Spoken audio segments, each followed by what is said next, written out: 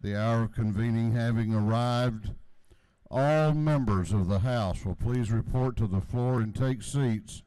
All members of this House will please report to the floor and take their seats. The clerk will ring the bell.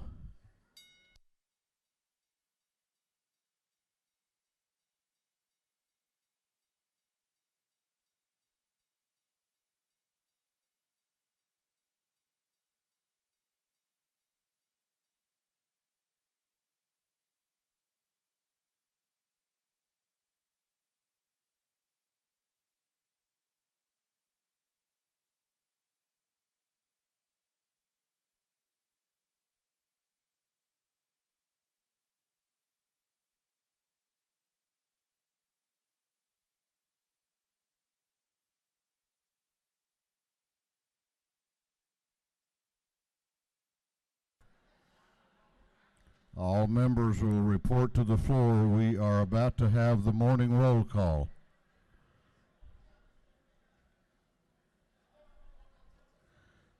We're about to have the morning roll call. All members present will please vote green to signify their presence in the chamber, and the clerk will unlock the machines.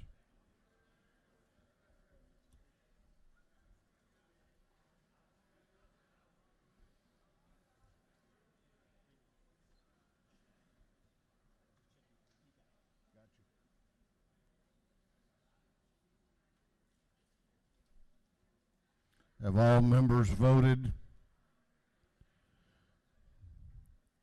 Have all members voted?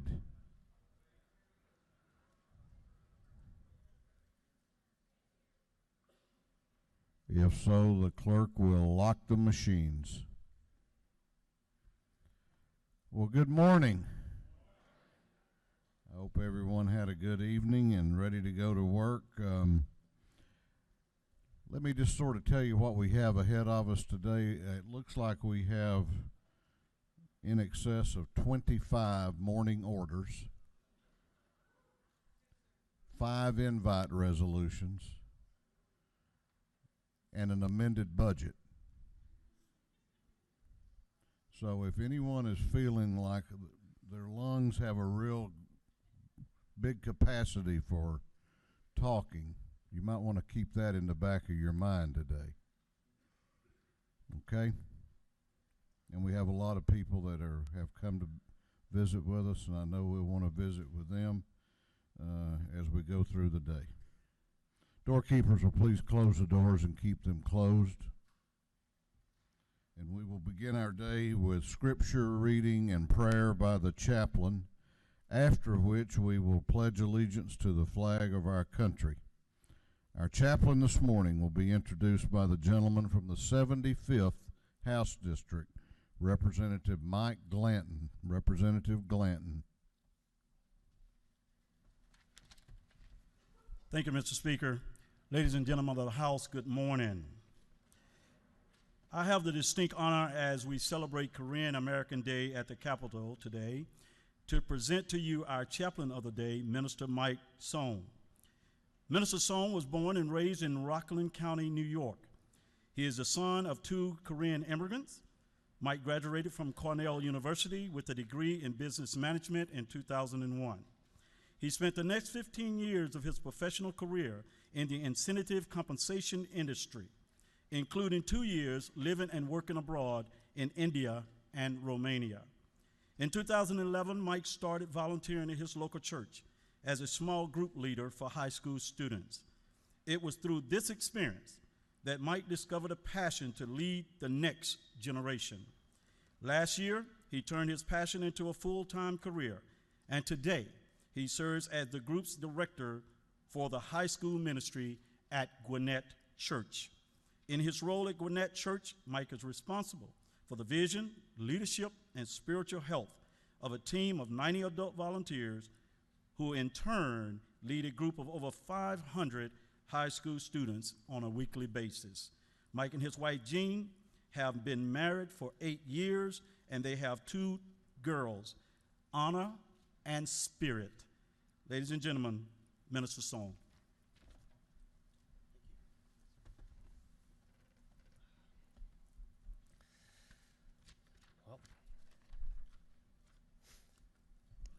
Thank you, Speaker Ralston. Thank you, Representative Glanton, for the opportunity to address the Georgia House. And yeah, I'm on staff at Gwinnett Church in Sugar Hill, Georgia. And in my role, I am the groups director for the high school ministry, which means I lead adult volunteers that are leading and ministering to high school students. And I think what we do, we have something in common with what you do for our respective communities. What I mean by that is we're in the business of creating and designing world-class, life-changing programs for people's spiritual growth. And in this room, I believe you're in the business of writing and creating world-class, life-changing programs for the greater good. And for us, what this looks like is we spend a lot of time and energy planning a great program. We have a budget, and we sit down and we think about our social media strategy. We think about how we're going to communicate from the stage. We think about the lights and the songs we're going to sing, the type of volunteers we want to recruit, because we want excellence in our program. To a certain extent, we believe if we can remove all the obstacles and objections that people have, then it'll lead to our desired result, which is a student taking a next step in their faith. And I think a similar philosophy exists in this room. You spend a lot of time, energy, conversations, writing great laws and great policies for our state to help move people in the desired direction. But the tension that we feel and the problem that we face is there's no perfect program. There's no perfect program where we capture the hearts and minds of all the students in the room 100% of the time that they're there. So maybe we think, hey, we have a great set of songs, but for whatever reason, a student or a group of students, they just never go in the room when it's time to sing. Or we've delivered a great message, but somebody takes offense to something that we said. Or maybe we've done everything right, but maybe there's a student that they just had a really bad week and they're coming in and they're not able to engage in our program. And so maybe you feel this similar tension. Maybe you've written a great law, but for whatever reason, some people are opposed to that law. Or maybe the law has unintended side effects. Or maybe there's a loophole in the law that nobody expected. And so what do we do? What do you do when you're faced with the tension of an imperfect program or an imperfect law? I think if we take a look at Jesus' life, he bumped up against this tension, and it's written about in 4 accounts of his life. And there was a law called the Sabbath, keeping the Sabbath. It was the law. And Jesus bumped up against this tension. And the thing is, this was a great law. The Sabbath, it had good intentions. It was during a time where everyone was expected to work every day. And so the Sabbath was, hey, take a day off. You know, don't check your email. Don't check your texts. Just hang out, spend time with your families, rest. That was the law. But it wasn't perfect. And so I'm going to read from Marc. And it says, one Sabbath, Jesus was going through the grain fields, and as his disciples walked along, they began to pick some heads of grain. The Pharisees said to him, look, why are they doing what is unlawful on the Sabbath? Jesus answered, have you never read what David did when he and his companions were hungry and in need? In the days of Abiathar the high priest, he entered the house of God and ate the consecrated bread, which is lawful only for priests to eat. And he also gave some to his companions. Then Jesus said to them, and this is his perspective on this tension, the Sabbath was made for man, not man for the Sabbath. You know, God designed this Sabbath to serve the people. He didn't make people just to fit into the Sabbath. And so Jesus knew this very real tension that the people were feeling, but it was at odds with the law. And so how did Jesus respond to the tension of the existing law and the people he wanted to serve? He made a choice. He made a priority. He made people the priority. It was people over the law, people over program, people over politics. And the interesting thing was, there was a group of people, the Pharisees, they knew the law. They studied the law. They learned the law.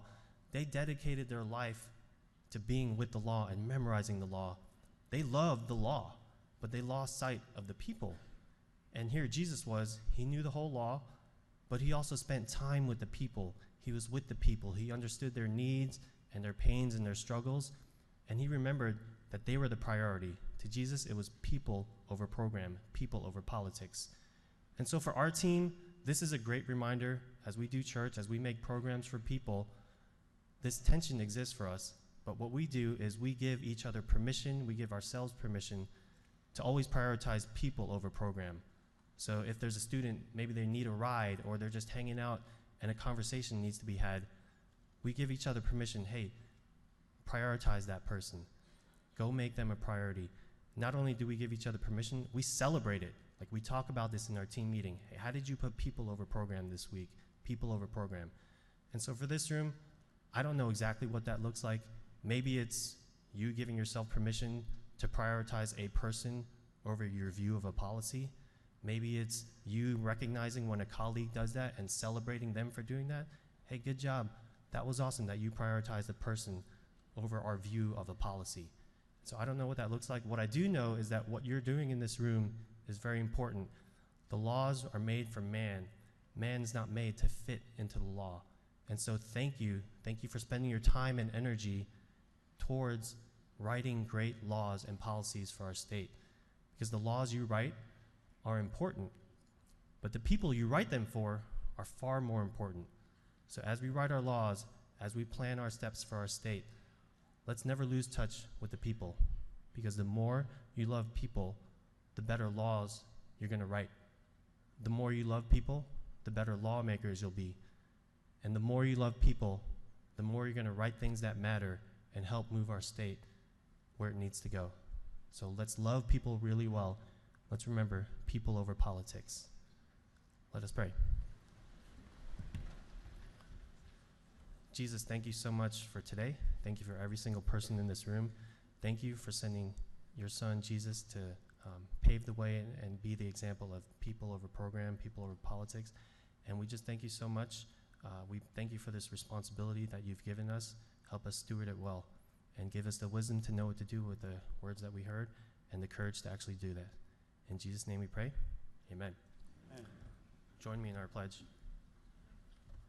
I pledge allegiance to the flag of the United States of America and to the republic for which it stands, one nation, under God, indivisible, with liberty and justice for all.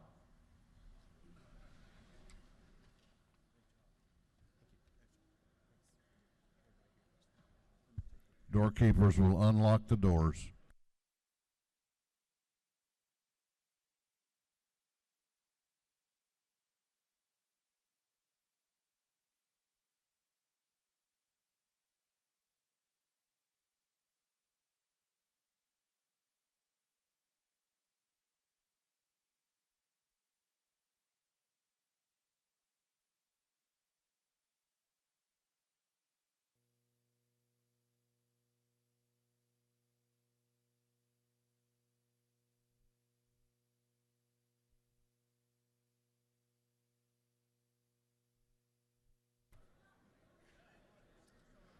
The chair recognizes Chairman Darlene Taylor, the chair of the Committee on Information and Audits. Mr. Speaker, your Committee on Information and Audit has reviewed the proceedings of the previous legislative day and found them to be correct. Chairman Taylor, the chair of the Committee on Information and Audits, reports that the journal of the previous legislative day has been read and found to be correct. Is there any objection to the confirmation of the journal? The chair hears none and the journal is confirmed. The clerk will read the resolution establishing the order of business for the day. Mr. Burns of the 159th moves that the following be established as the order of business during the first part of the period of unanimous consents: introduction of bills and resolutions, first reading and reference of House bills and resolutions, second reading of bills and resolutions, reports of standing committees, third reading and passage of uncontested local bills and resolutions, first reading and reference of Senate bills and resolutions, morning orders. Is there any objection to the adoption of the resolution establishing the order of business for the day? The chair hears none and the resolution is adopted.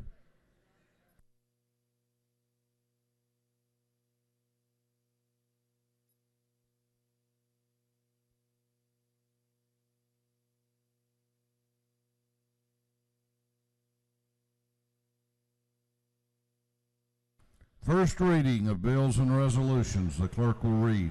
House Bill 828 by Representative Fleming of the 121st, a bill to be entitled an act to authorize the City of Harlem to exercise all redevelopment and other powers under the Redevelopment Powers Law. Intergovernmental coordination. House Bill 829 by Representative Green of the 151st, bill to be entitled an act to amend an act reconstituting the Board of Education of Whitman County. Intergovernmental coordination. House Bill 830 by Representative Hardin of the 148th, Stevens of the 164th, Parrish of the 158th, and Taylor of the 173rd, a bill to be entitled an act to amend Chapter 13 of Title 16 of the Official Code of Georgia Annotated relating to controlled substances. Judiciary non-civil.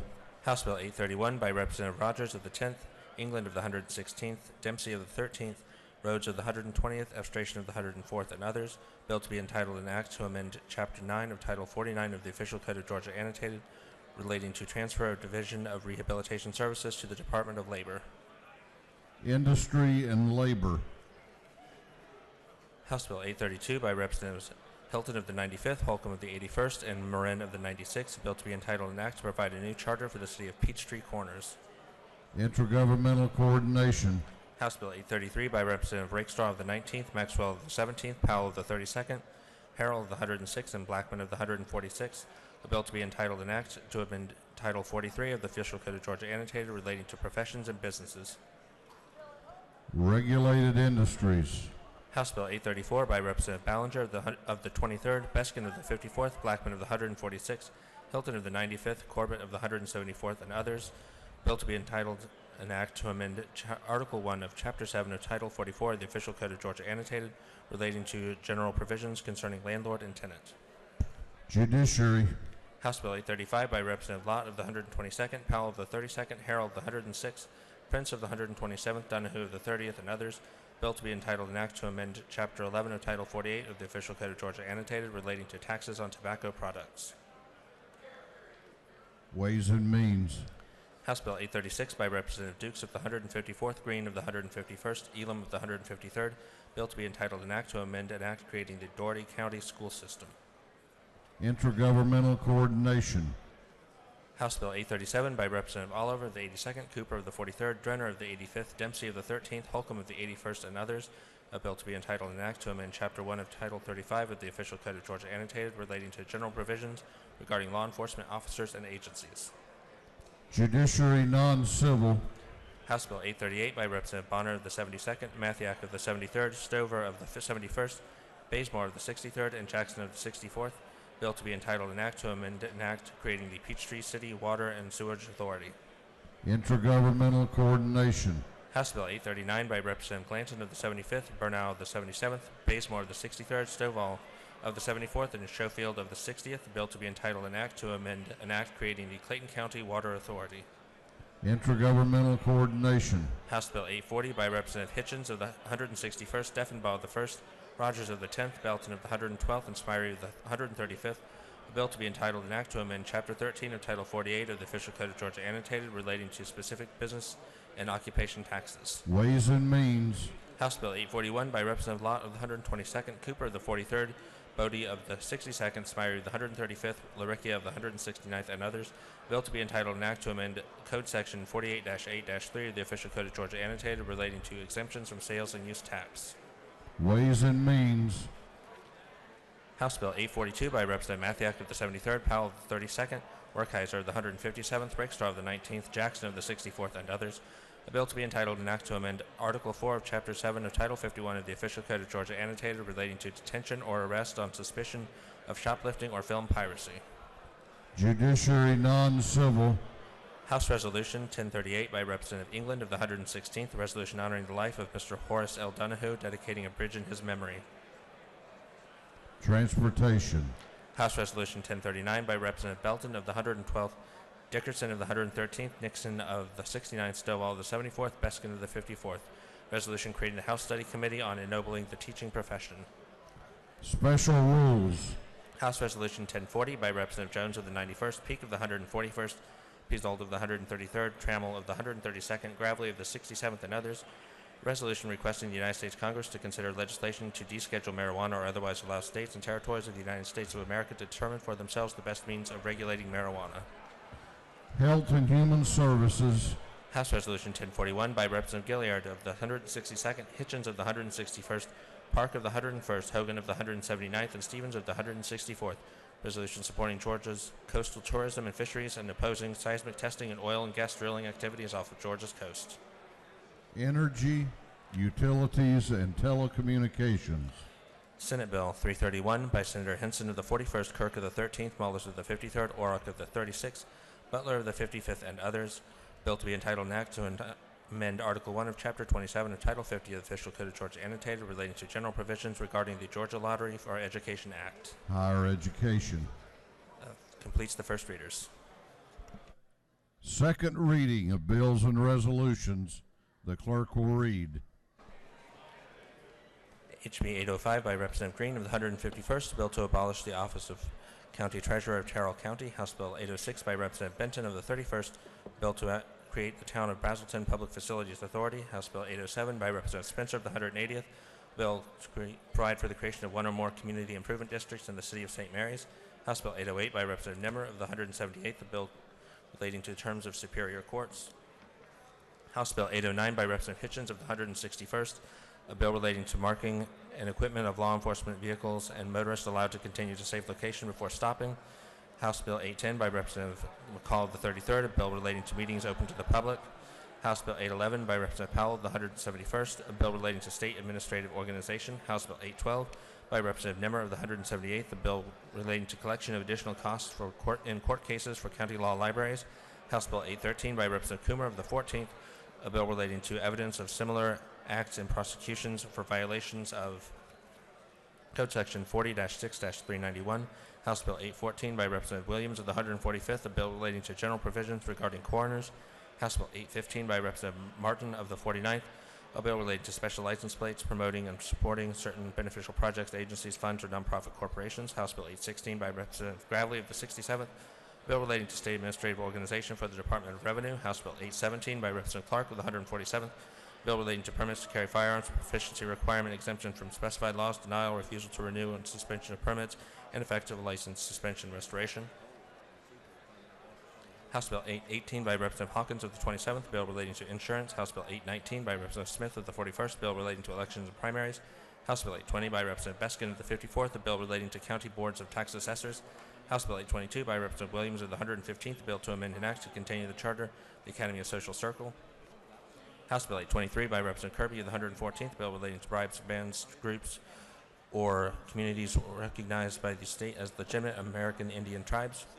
House Bill 824 by Representative Mosby of the 83rd, a bill relating to imposition rate computation and exemptions from state income tax. House Bill 825 by Representative Williams of the 145th, a bill relating to death investigations. House Bill 826 by Representative Cobble of the 111th, a bill relating to general provisions regarding law enforcement officers and agencies. House Bill 827 by Representative Kelly of the 16th, bill relating to imposition rate computation and exemptions from income tax. House Resolution 1015 by Representative Spencer of the 180th, resolution recognizing Captain Corey Paul Tyler, dedicating interchange in his memory. House Resolution 1016 by Representative Bennett of the 94th, resolution recognizing and proclaiming the necessity for diabetes education in the state. House Resolution 1017 by Representative Corbett of the 174th, resolution encouraging all schools, local educational agencies, and the state educational agency to recognize that dyslexia has a profound educational impact and must be addressed. House Resolution 1036 by Representative Kendrick of the 93rd, resolution urging the state of Georgia to fund a public awareness campaign in support of computer science education. Senate Bill 270 by Senator Mollis of the 53rd, a bill to amend an act reincorporating and providing a new charter for the city of Trenton and Dade County. Through second readers. Reports of standing committees. The clerk will read. Representative Coleman of the 94th District, Chairman of the Committee on Education, submitted the following report. Mr. Speaker, your Committee on Education has under the consideration the following bills and resolution of the House and has instructed me to report the same back to the House with the following recommendations. House Bill 655, 739, 898, and 722 all do pass. Respectfully submitted, Representative Coleman, Chairman of the 97th. Representative Jan Tankersley of the 160th, Chairman of the Committee on Intergovernmental Coordination, submitted the following report. Mr. Speaker, your Committee on Intergovernmental Coordination Local has under consideration the following bills of the House and has instructed me to report the same back to the House with the following recommendation. House Bill 724, House Bill 730, House Bill 771, House Bill 772, all do pass. Senate Bill 286, due passed by substitute, respectfully submitted. Representative Tankersley of the 160th District, Chairman.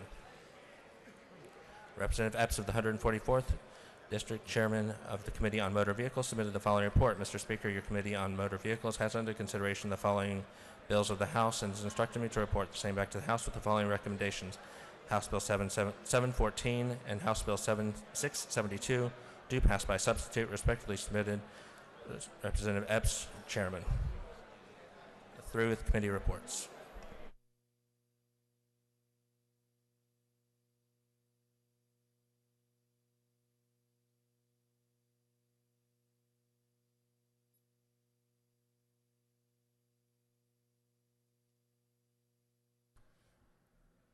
We are about to go on to the local calendar.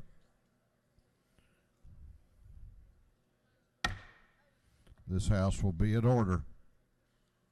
We're about to vote on measures on the local calendar, third reading and passage of uncontested local bills. If there is no objection, we will vote on the local calendar as a whole with a recorded vote. For what purpose does the chairman of the Ways and Means Committee, Chairman Powell, rise? Make a motion. State your motion. I move that HB 772 be removed from the local calendar until the next succeeding legislative day. You wrote them a charter and they don't like it? The mayor doesn't like it.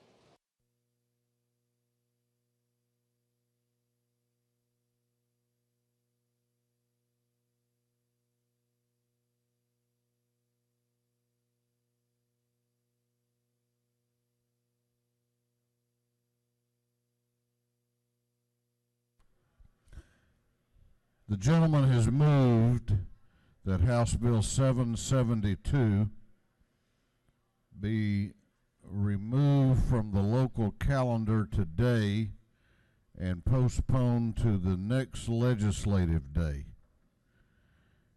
Is there objection? Is there objection? The chair hears none, and it is so ordered.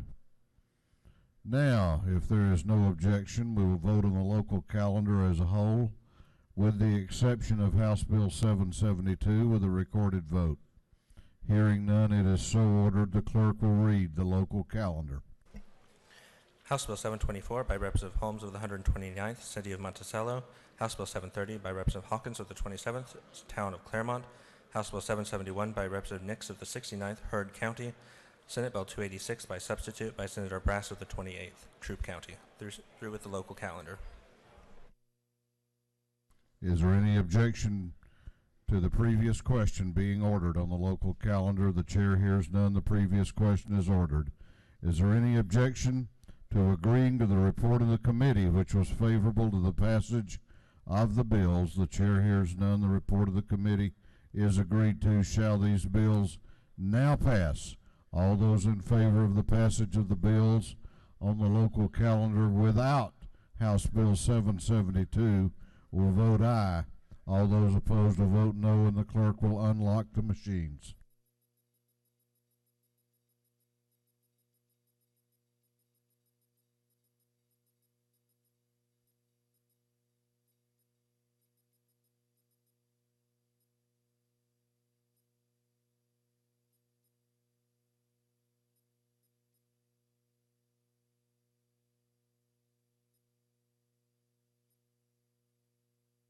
Have all members voted?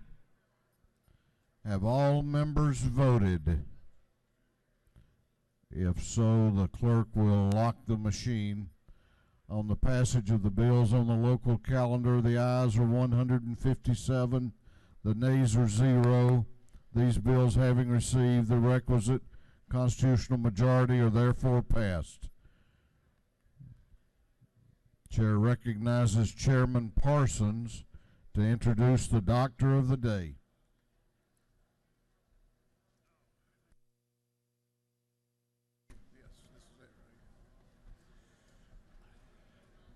Thank you, Speaker. It's my honor today to introduce our Doctor of the Day, Dr. Richisa Hamilton, a medical doctor, is a board-certified emergency medicine physician, a native of Jackson, Mississippi, and she presently resides in Marietta, Georgia.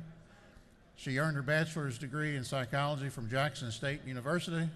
She earned her master's of science in public health degree with a concentration in health services administration, as well as her medical doctorate, MD degree from Meharry Medical College in Nashville, Tennessee. She completed her emergency medicine residency at the University of Texas Southwestern in Dallas, Texas. Dr. Hamilton is currently licensed to practice medicine in Texas and Georgia and has affiliations with hospitals in the greater Atlanta, Georgia, and Dallas, Texas areas. Dr. Hamilton, thank you for being here. I appreciate the opportunity to serve you guys today, and I just have one comment. Flu season has been pretty severe for us in Georgia, so just remember to practice good hand washing. Thank you. Good advice. Thanks, Speaker.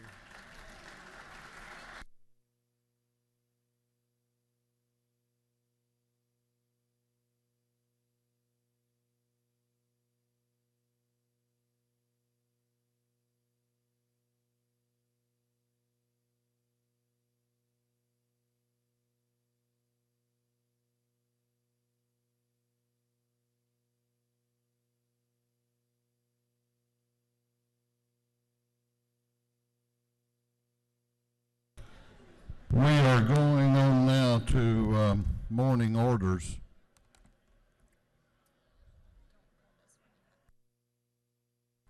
We're going on to morning orders. This house will be at order. Given the number of members who have signed up for morning orders, I'm going to ask that you limit your comments to 1 minute or less each. Chair recognizes Representative Kendrick for a morning order.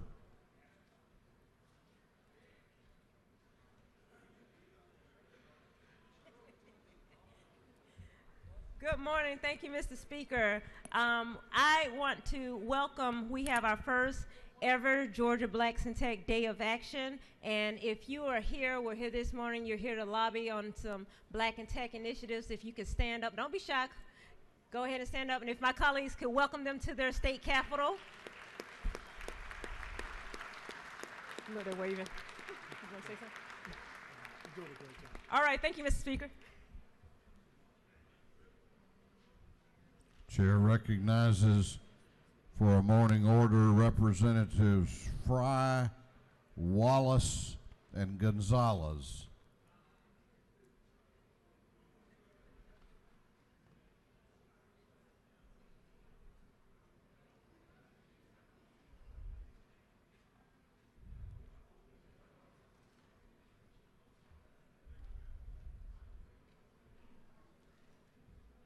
Thank you, Mr. Speaker.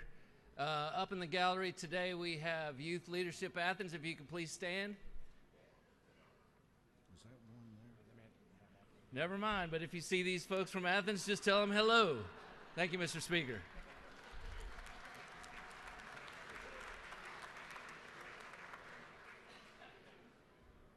Chair recognizes for a morning order Representative Jackson and the Fayette County delegation.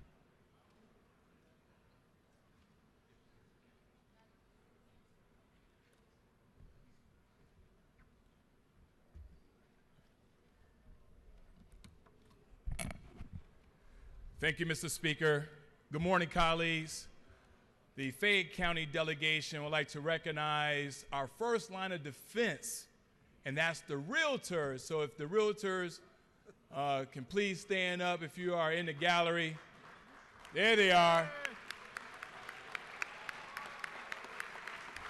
That's our first line of defense to make sure that they're telling the story of Georgia. Thank you. Thank you so much for being in the People's House. Chair recognizes for a morning order the Minority Caucus Whip, Representative Hughley.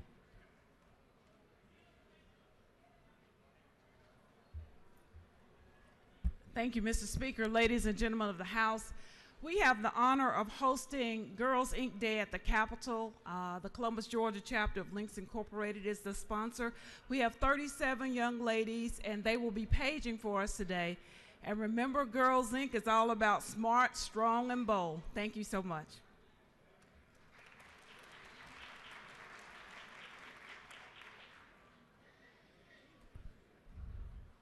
Chair recognizes for a morning order the Dean of this House, Chairman Smyrie.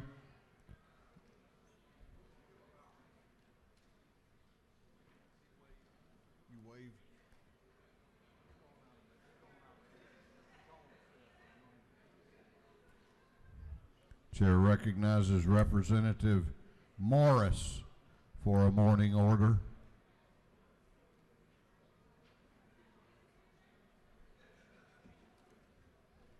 Good morning, colleagues. We rise this morning to recognize the Leadership for Sight class of 2018.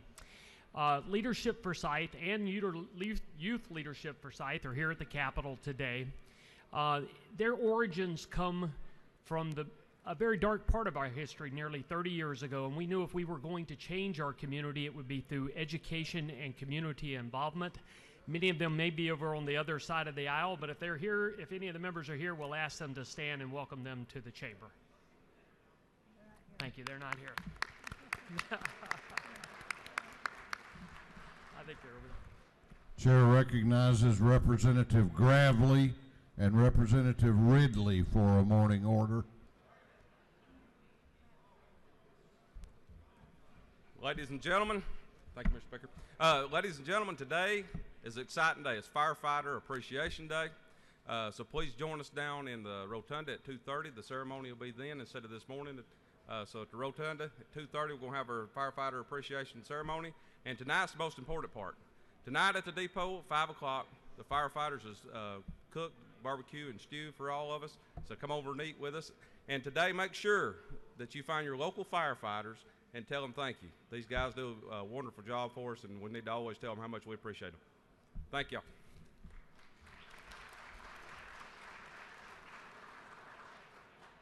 Chair recognizes Chairman Randy Nix and Chairman Tom Taylor for a morning order.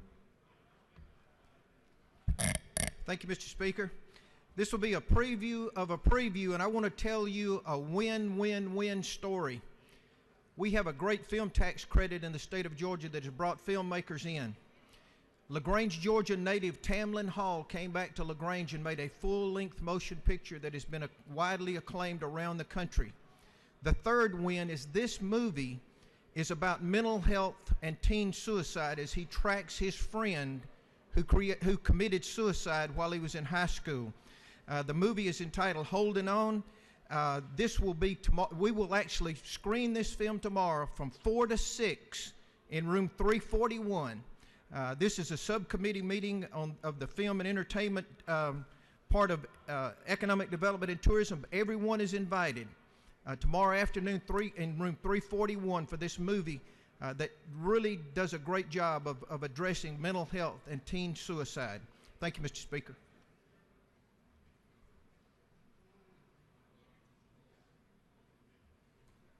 Chair recognizes Representative Jeff Jones. He waves. Chair recognizes Representatives Bazemore and Burnell for a morning order.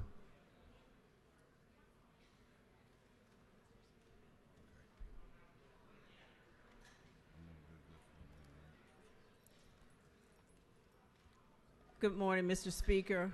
Colleagues, welcome the Georgia Federation of Democratic Women today as they celebrate Women in Blue Day. Have them stand. If there's anyone here representing them, would you please stand? Okay. Thank you, Mr. Speaker.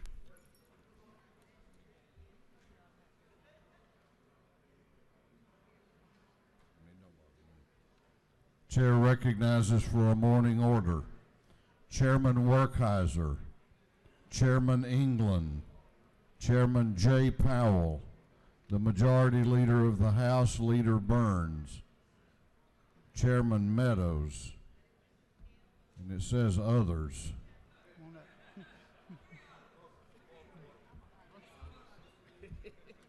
I'm the others. Thank you, Mr. Speaker. Every once in a while, one of our members receives an award of such magnitude, we would be remiss as a family if we did not recognize that individual. Last night, many members of this chamber were able to attend the annual Zell Miller's Foundation, where they awarded their highest award, which was the Distinguished Public Servant of the Year, and that individual was Speaker David Ralston. Congratulations.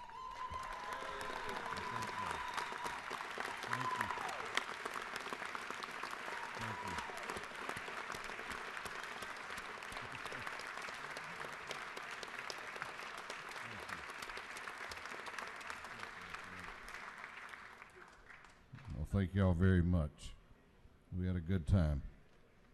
Chair recognizes for a morning order Representative Coach Williams.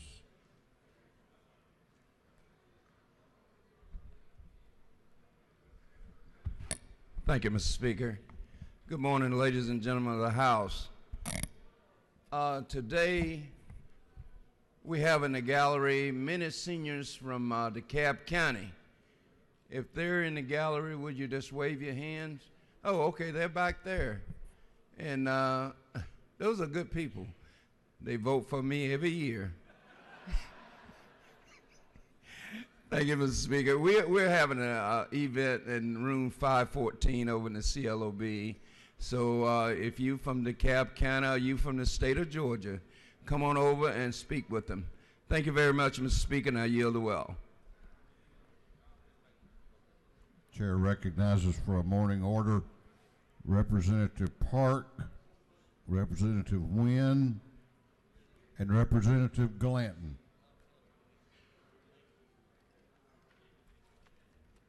And Marin.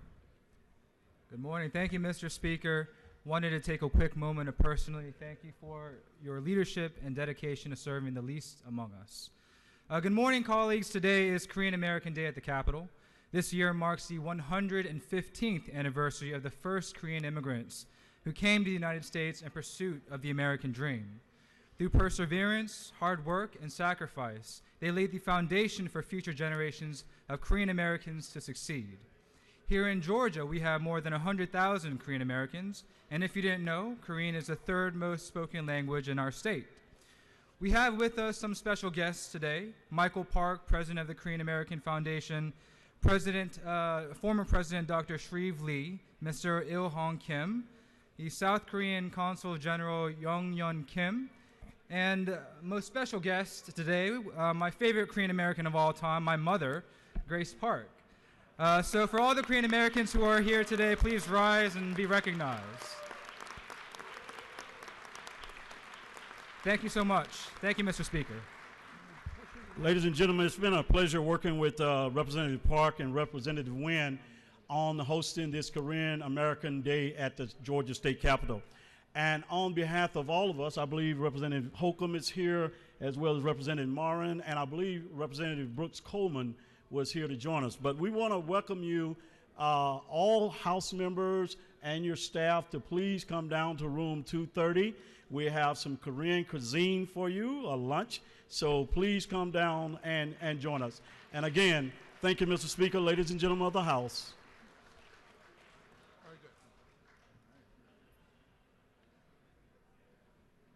Chair recognizes Representative Rick Williams for a morning order.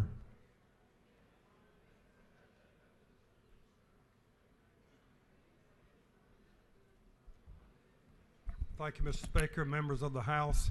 Gives me great pleasure to recognize my special guest up in the gallery this morning, Leadership Baldwin from the Chamber of Commerce, and the leadership students. If y'all would rise and be recognized, if you would stand and wave to the crowd, please.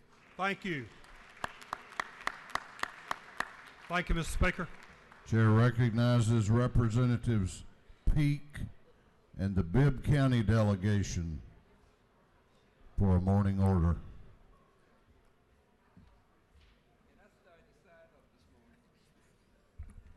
Thank you, Mr. Speaker. join my colleagues in honoring the Middle Georgia Association of Realtors who are here today on Realtor Day. If you stand up, and glad to have y'all here today. Thank you for coming. Appreciate what you do for us. Thank you, Mr. Speaker.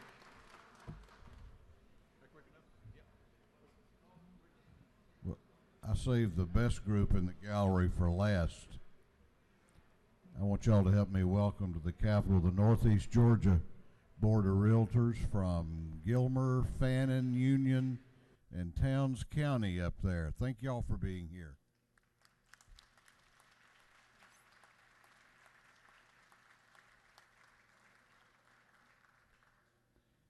Chair recognizes Representative Bazemore for a morning order.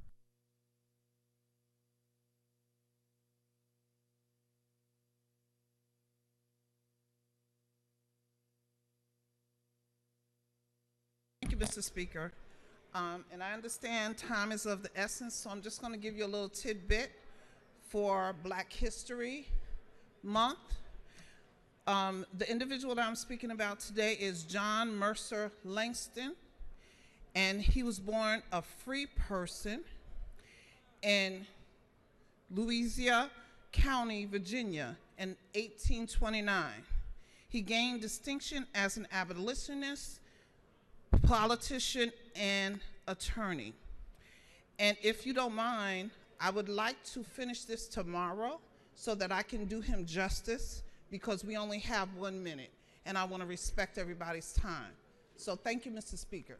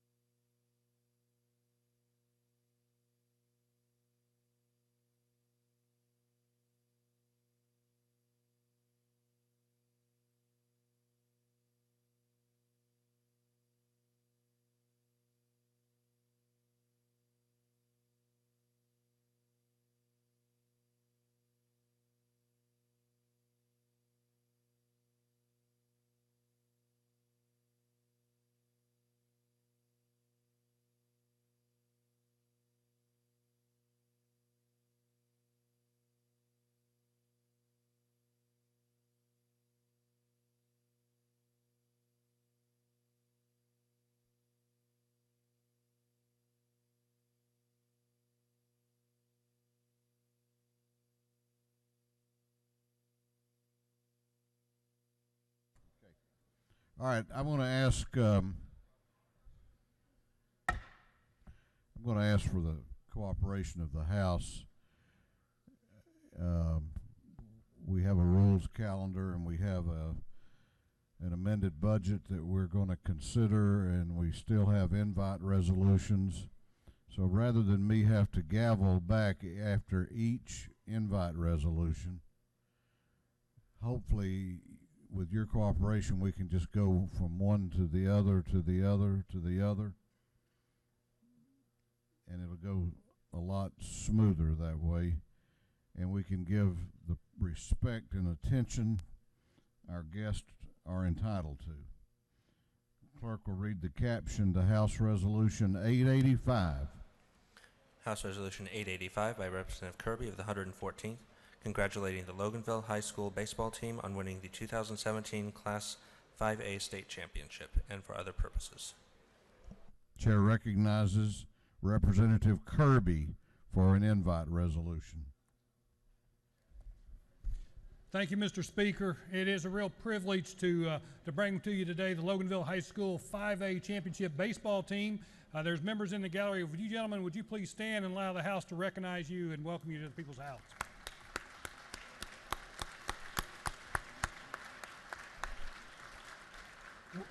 We are joined on the rostrum by 3 members of that team, and as well as Coach Seegers, and he's done an excellent job bringing their 3rd championship. And we have all seen what great pitching will do here in Atlanta with Glavin, Maddox, and Smoltz. We've got 3 pitchers returning, 2 of them through no-hitters in the playoff. 1 set a record for the lowest ERA ever. And Coach, not that I put any pressure on these guys by comparing them to Maddox, Glavin, and Smoltz, but I think I just did. So with that, we're going to hear from Bay Witcher, one of the pitchers here. Thank you, Bay.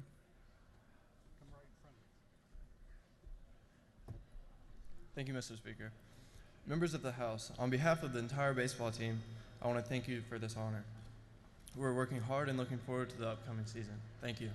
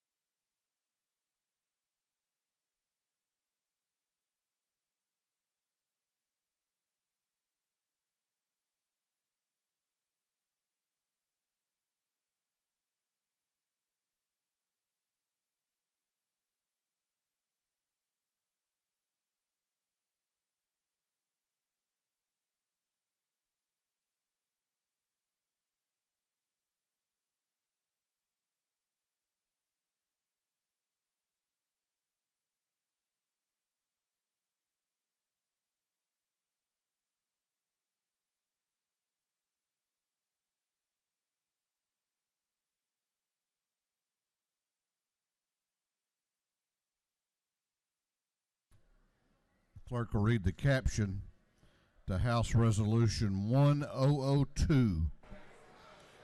House Resolution 1002 by Representative Elam of the 153rd, Hitchens of the 161st, Green of the 151st, Williams of the 168th, Dukes of the 154th, and others, committing Marine Corps Logistics Base Albany and Marine Corps Logistics Command, and for other purposes.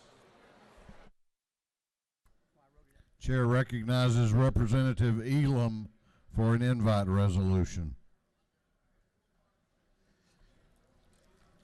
Mr. Speaker, our delegation, members of the House, today we recognize our United States Marine Corps Logistics Base Albany. With tremendous pride and humble admiration, I introduce Major General Crenshaw and Colonel James Carroll to the People's House. Colonel Carroll is the commanding officer of the Marine Corps Logistics Base Albany, Georgia, and General Crenshaw is the commanding general of the Marine Corps Logistics Command worldwide. Ladies and gentlemen, Colonel Carroll, followed by General Crenshaw. Good morning, sir.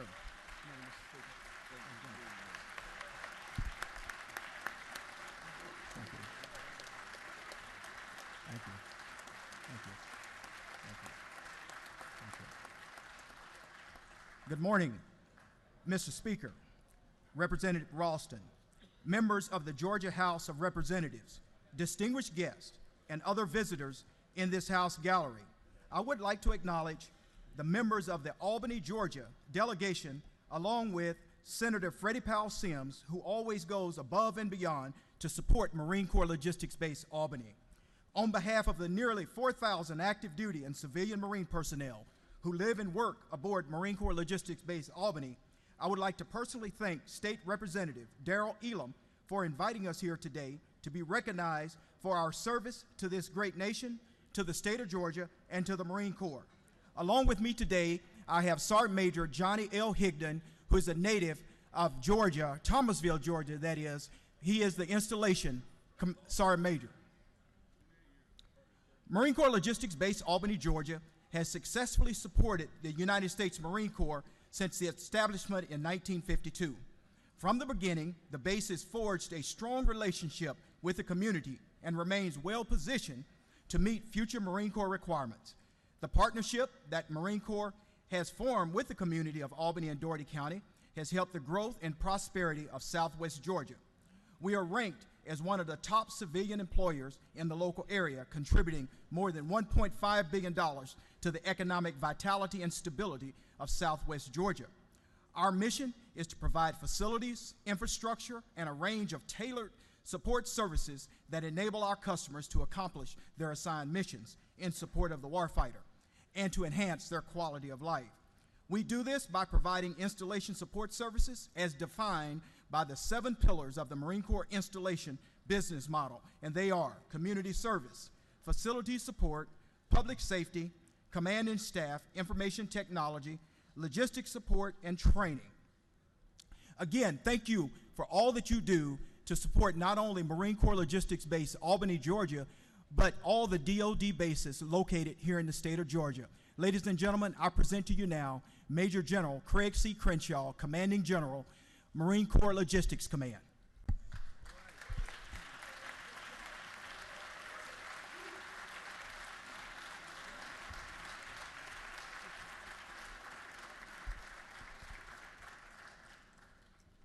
Good morning. Speaker Ralston and distinguished members of the Georgia House of Representatives, thank you. And like Colonel Carroll, I'm very fortunate to have my senior list advisor here with me as well, and that's Sergeant Major Stephanie Murphy. Hey, this joint resolution recognized Marine Corps Logistics Base Albany as a premier power projection platform, and it recognized the military's capability that Marine Corps Logistics Commands provide to this great nation. Most importantly, this resolution serves to declare your sincere appreciation for Marine Corps Logistics Base Albany and Marine Corps Logistics Command. The Marine Corps is the nation's expeditionary force in readiness because of the support we receive from the citizens you represent and your leadership. This joint resolution recognizes Marine Corps Logistics Base Albany as a premier power projection platform, and it recognizes its capability to the Marine Corps Logistics Command. Most important, it talks and really supports that which we do and that which your constituent represents. To continue to support the Marine Corps Logistics Command receives from great state of Georgia is essential into achieving our purpose of maximizing and sustaining the material and operational readiness of the Marine Corps. There are 3 key elements that contributes to the past, future success of Georgia, which includes the workforce, the strategic relationship we maintain, and advocacy. In any conflict or crisis around the globe, the equipment and weapon systems that allow Marines to succeed are managed and maintained in a ready state through the dedication and commitment of a Georgia workforce that is second to none. The highly skilled artisans in our maintenance depots have restored 99% of the equipment that the Marine Corps used in Iraq and Afghanistan. The colleges and universities of Georgia are critical resources that sustain our workforce and ensures the Marine Corps Logistics Command is postured for the challenges of the 21st century. Marine Corps Logistics Command leverage the intellectual capital of your universities and colleges and partnerships that share ideas and our iterative process that combines knowledge and practical application to benefit of both parties. Our interaction with Albany State and Albany Technical College stands as an enduring example of collaboration within the community. The advocacy we receive within the state of Georgia is yet another key enabler of the Marine Corps' success. In the coming weeks, the Albany Chamber of Commerce will conduct the annual visit to Washington, D.C., where they will carry forward the story of our important relationship. Advocacy from citizens of Georgia includes businesses, industry, academia, and legislative support are vital, continually strengthening the Marine Corps and our great nation. Thank you for honoring Marine Corps Logistics Base and Marine Corps Logistics Command today. Semper Fidelis.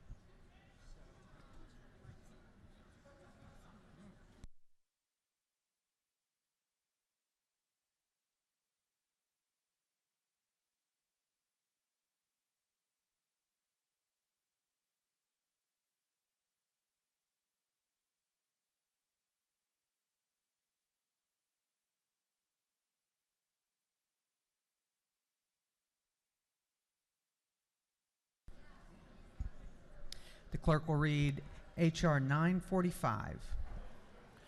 House Resolution 945 by Representative Stevens of the 164th, and Olivex of the 42nd, Buckner of the 137th, and Burnow of the 77th, recognizing February 6, 2018 as Girl Scout Day at the Capitol and for other purposes. The chair recognizes Chairman Stevens to introduce a very special group. Thank you, Madam Speaker. 106 years ago today, if you look around the desk that you're in, they're the same ones that were here 106 years ago. 106 years ago, ladies and gentlemen, women didn't have the right to vote.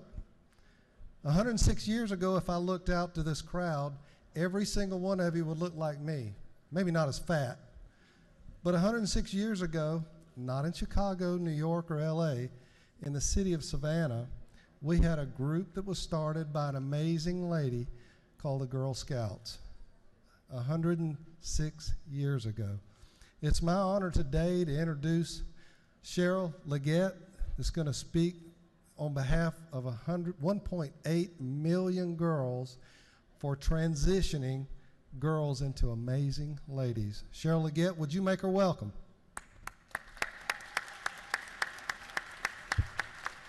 Thank you. Thank you, and good morning. My name is Cheryl Leggett, and I'm the Chief Operating Officer for the Girl Scouts of Historic Georgia, and I'm here today with board member and Gold Award girl, Riley Kirk, and also junior Sylvia Onolowitz and senior Haley Jackson.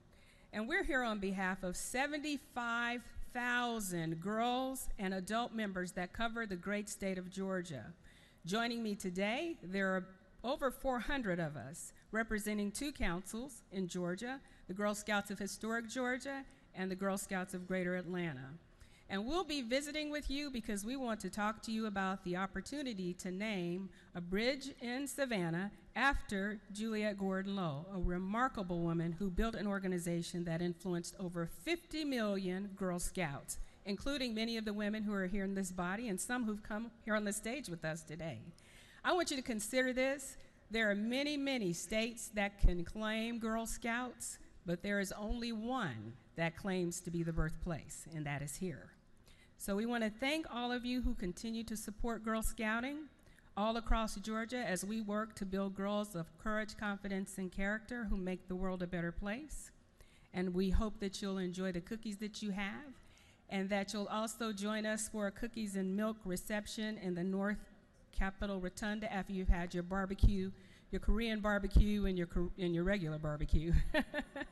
And also we have a gift for the speaker that Riley has. Good. Man enough to be a Girl Scout cap. Thank you very much.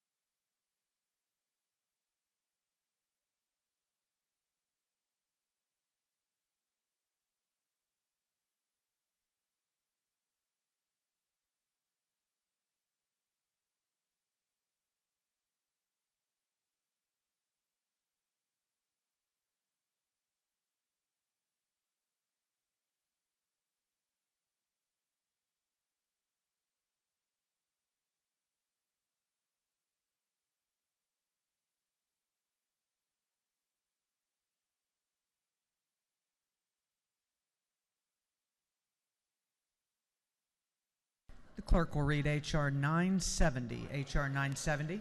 House Resolution 970 by Representative Kendrick of the 93rd, Smiley of the 135th, Thomas of the 56th, Stevens of the 164th, and Bodie of the 62nd, recognizing and commending Rodney Sampson on his outstanding community service and for other purposes. The chair recognizes Representative Kendrick to introduce our very special guests. Good morning, colleagues. I have the pleasure of representing my co-chair for the first ever Georgia Blacks in Tech Policy Conference, Mr. Rodney Sampson. He's a company builder with 2 exits, venture investor, selective advisor, 4-time published author and experienced authority of the evolution of the innovation, entrepreneurship, and investment ecosystem for all. And he happens to be a very good friend. He currently serves as chairman and CEO at Opportunity Hub, an inclusive ecosystem building platform. And from October 2015 to December 2017, he served as partner of Tech Square Labs. Rodney previously served as the first head of diversity at Marc Burnett Productions, executive producers of the hit ABC show ABC's Shark Tank. In 2010, Sampson was consecrated as a bishop in the International Bishops' Conference of the Old Holy Catholic Church. He resides in Atlanta, Georgia, with his lovely wife, who is over to my right, and to his children. So please help me welcome Rodney Sampson.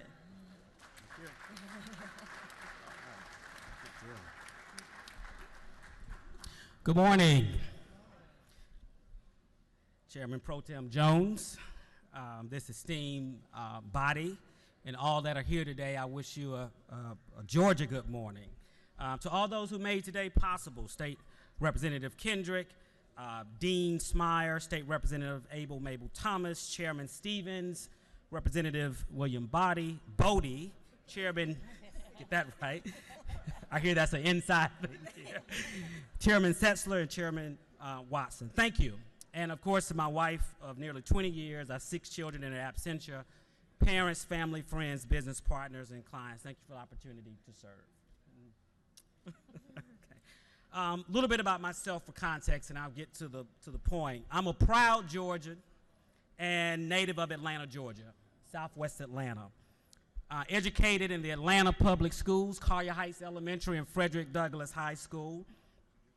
From there, matriculated to Tulane University, then to Penn State College of Medicine, and then to Keller Graduate School. All of my life, I've been exposed to technology and its possibilities. I received my first computer in elementary school thanks to my parents and grandparents. If you remember, that's when you saved your code on a cassette tape, and if you played it back, it kind of reminded you of a DJ from the 80s scratching, or like Georgia's own Little John. In 2000, I co-founded my first technology startup on the campus of Georgia Tech with my co-founders. We went on to sell that business, and I went on to start 3 more and sold another one. I've published 4 books, including Kingonomics, 12 Innovative Currencies to Transforming Your Business and Life, inspired by Dr. Martin Luther King Jr. The thesis was simple, which is the point of today: providing early and quality access to technology opportunities in the innovation economy can disrupt poverty and the wealth gap. I know we hear a lot about the word poverty and the wealth gap, but I want to give you some statistics specific to that. In Metro Atlanta, we are one of the top metros for income inequality in the country, and that contributes to poverty and the wealth gap. According to the United States Census Bureau, the average net worth of a white American family in America today, average, is $140,000+. Asian American family is $100,000. Latinx American family, $13,000. And an African American family, $11,000. About the cost of a good funeral, but not the one with all the bells and whistles and the coach. Everything we do and everything you do in this chamber, you should ask the question, does it disrupt poverty and the wealth gap in this country for all? Today, the fastest way to disrupt income inequality, poverty, and the wealth gap is to prepare citizens that are poor and from socially disadvantaged communities to get a high-demand job in tech. Start a high-growth, well-funded technology startup company, or have the opportunity, like as a part of Invest Georgia exemption, the opportunity to invest in these types of alternative investment opportunities. For the first time in history, Multi-generational wealth and true freedom can be created with no reliance on pre-existing multi-generational wealth. This is the way forward, I believe, for Georgia. But for some of the communities that I mentioned, guess what? Less than 2% of African Americans and Latinx Americans are represented in tech. Well, let's talk about some of the solutions in the time that I have remaining. Today in Georgia, there are over 20,000 open and unfulfilled computing jobs, representing an economic opportunity to the state of approximately $1.6 billion annually. This doesn't even include the cybersecurity jobs. We have a responsibility to train all of our citizens that want careers in the innovation economy in our K through 12, in our technical schools, in our colleges and universities, but also in accelerated educational opportunities. I believe that if Georgia puts forth an effort to train its citizens and its poorest citizens, that's how we get Amazon. One other thing before I close. Capital is the #1 accelerator of small business in the state. And I want to encourage our great state and this great body to launch the largest startup pitch competition in the world to attract capital to Georgia as well. And I also want to encourage this body to work to allocate a portion of the $100 million of the Invest Georgia fund of funds to minority funds so that that money can make it into the hands of young people and mature people with ideas. Tax strategy, real quickly. The last tax bill, if you don't know, federal, provided a little-known legislation called the Investing in Opportunity Act, where investors who could sell or invest in companies could get a 10-year capital gains tax removed in opportunity zones. Only the governor of any state can designate a zone. Let's urge our governor to do that. I'll wrap up with Amazon. There's a lot of talk in the state about Amazon and the 50,000 jobs it could bring. If we want Amazon, let's make a commitment to train the technology talent that Amazon is going to demand. And let's make sure that everyone has the opportunity to participate. Remember, startups today account for nearly all net new job creation. As a state, let's make Georgia the startup capital, not just of the South, but of this nation and this world. A former colleague of this body said, "Is it good for the people?" But he went on to ask the question, is it good for all the people? Thank you for listening.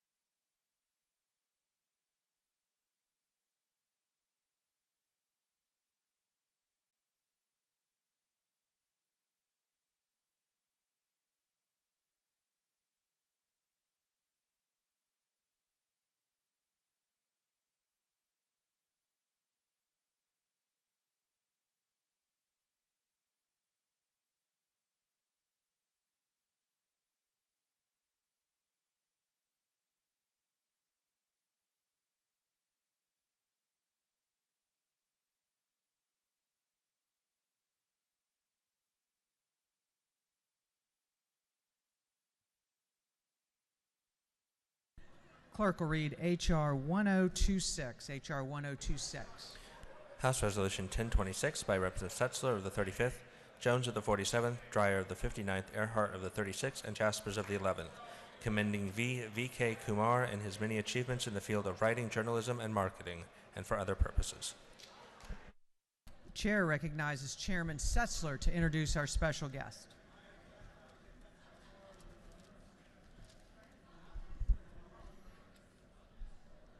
Ladies and gentlemen of the House, it's an honor today.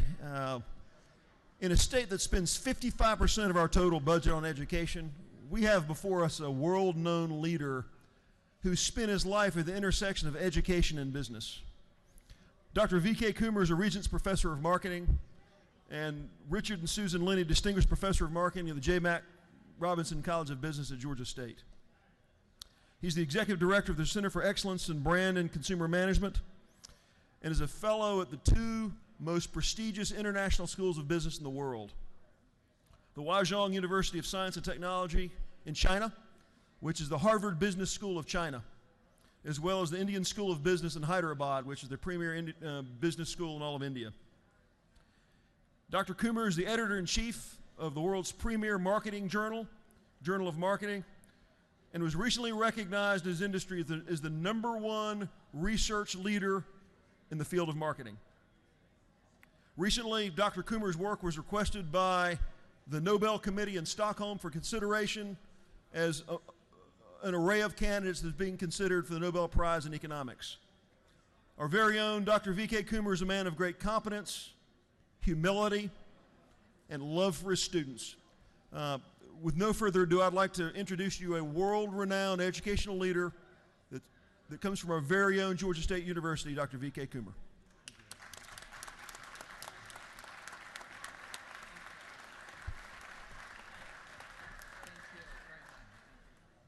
Chairman Pro Tem Jones, Mr. Speaker, Representative Setzler, and the members of the House.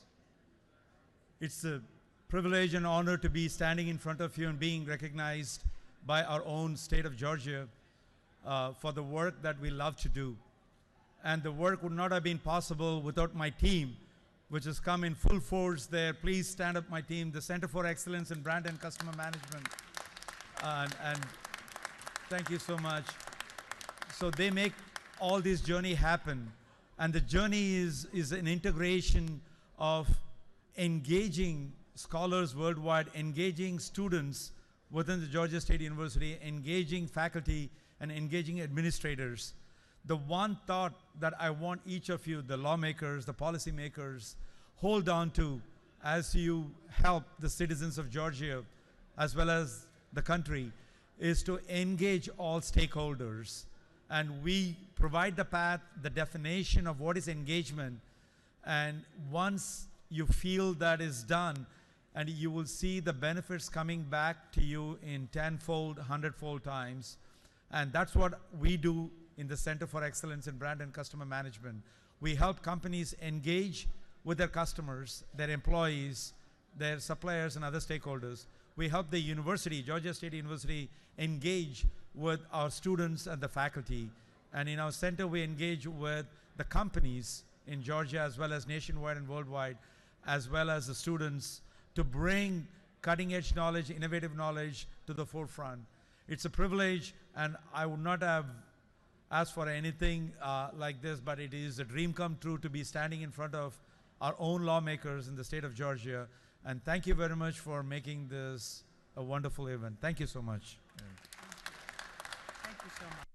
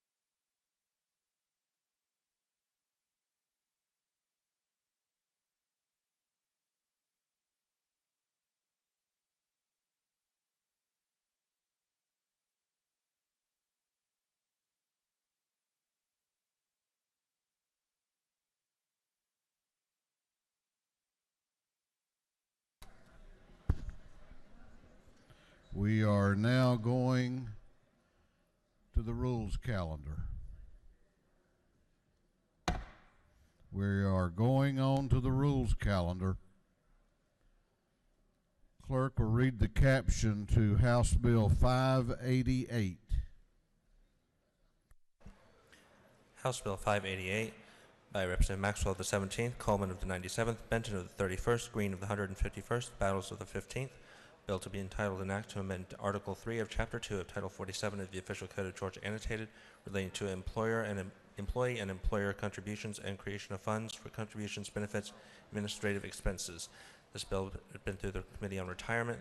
That committee recommends this bill do pass.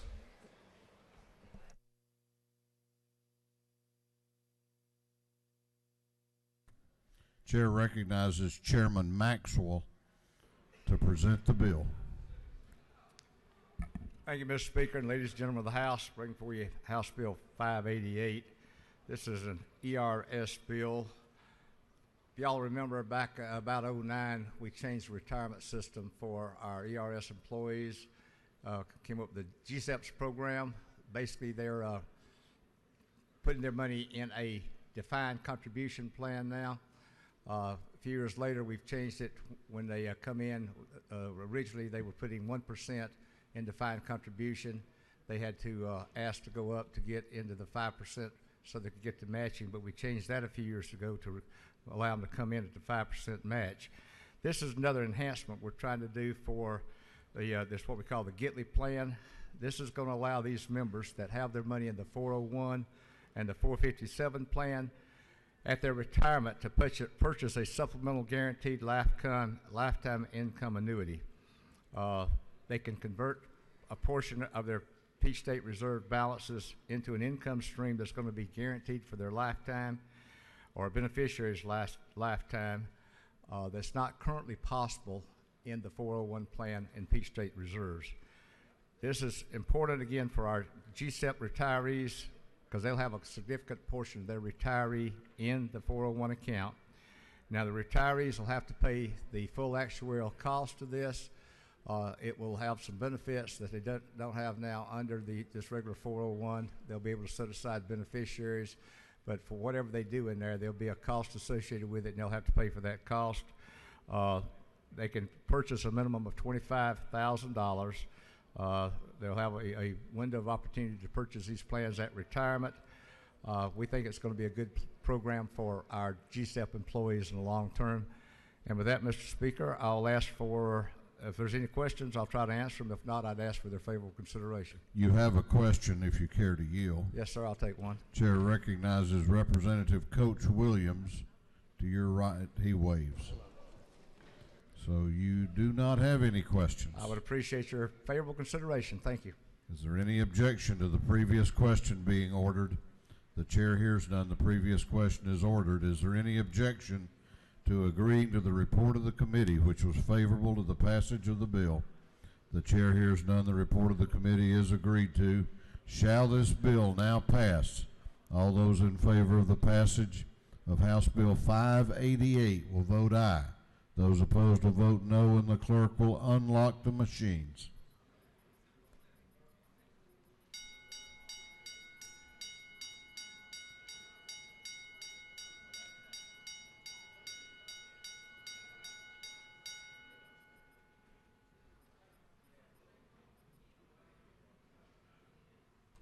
Have all members voted?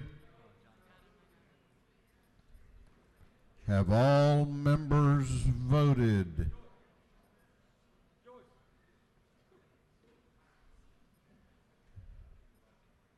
Have all members now voted? If so, the clerk will lock the machine on the passage of House Bill 588. The ayes are 168, the nays are 0. This bill, having received the requisite constitutional majority, is therefore passed.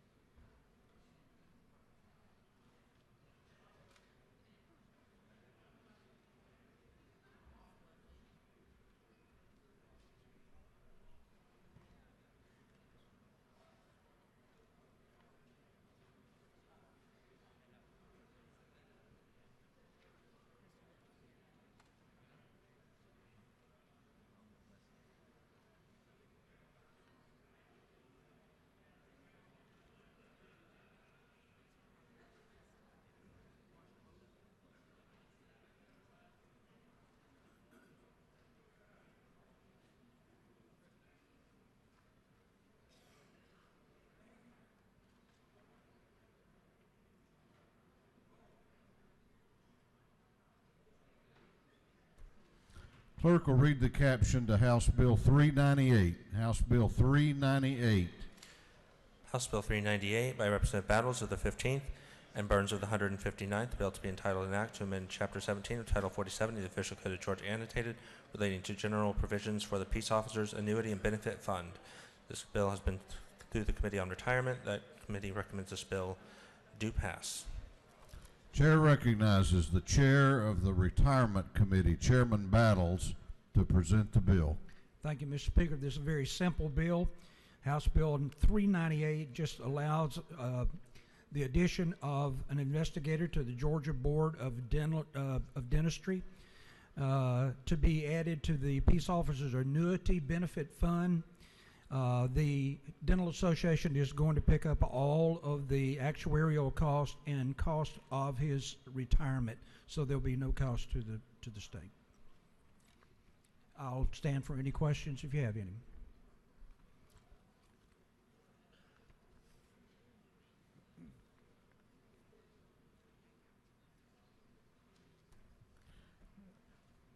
You have no questions. Gentleman has yielded the well. Is there any objection to the previous question being ordered? The chair hears none. The previous question is ordered. Is there any objection to agreeing to the report of the committee, which was favorable to the passage of the bill? The chair hears none. The report of the committee is agreed to. Shall this bill now pass? All those in favor of the passage of House Bill 398 will vote aye. Those opposed will vote no, and the clerk will unlock the machines.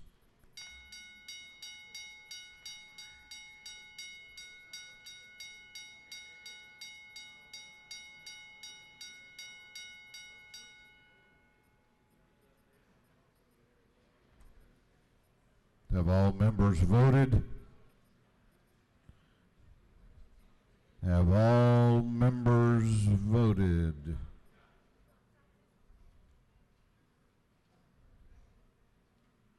If so, the clerk will lock the machines.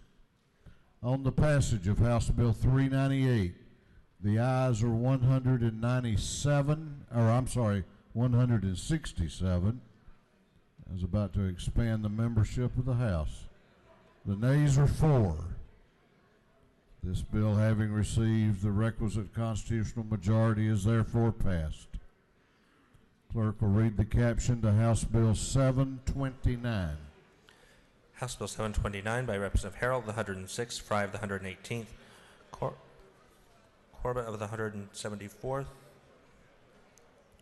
Bentley of the 139th, Teasley of the 37th. The bill to be entitled an act to amend Article 1 of Chapter 5 of Title 48 of the Official Code of Georgia annotated relating to general provisions regarding ad valorem taxation of property.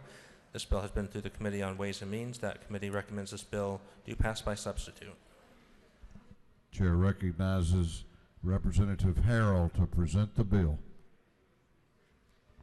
Thank you, Mr. Speaker. Ladies and gentlemen of the House, House Bill 729 simply removes some outdated language that still appears on our property tax bills. It's no longer necessary as the state of Georgia is no longer levying a property tax. That's all it does, removes mandated language that is now outdated. I'll be glad to answer any questions. You have no questions. Thank you. Please vote yes on House Bill 729. Is there any objection to the previous question being ordered? The chair hears none. The previous question is ordered. Is there any objection to adopting the committee substitute? The chair hears none. The committee substitute is adopted. Is there any objection to agreeing to the report of the committee, which was favorable to the passage of the bill? The chair hears none. The report of the committee is agreed to. Shall this bill now pass? All those in favor of the passage of House Bill 729 will vote aye. Those opposed will vote no, and the clerk will unlock the machines.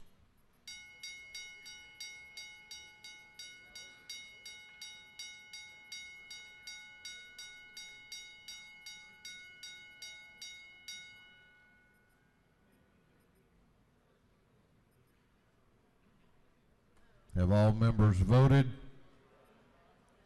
Have all members voted?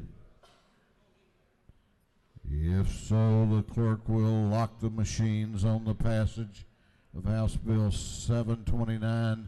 The ayes are 172. The nays are 0. This bill, having received the requisite constitutional majority, is therefore passed. Clerk will read the caption to House Bill 692. House Bill 692 by Representative Maxwell of the 17th, Green of the 151st, Buckner of the 137th, Coleman of the 97th, and Hawkins of the 27th. Bill to be entitled an act to amend Article 2 of Chapter 18 of Title 45 of the Official Code of Georgia annotated relating to deferred compensation plans. This bill has been through the Committee on Retirement. That committee recommends this bill do pass. Chair recognizes Chairman Maxwell to present the bill. Thank you, Mr. Speaker. And ladies and gentlemen, I'm back with another retirement bill.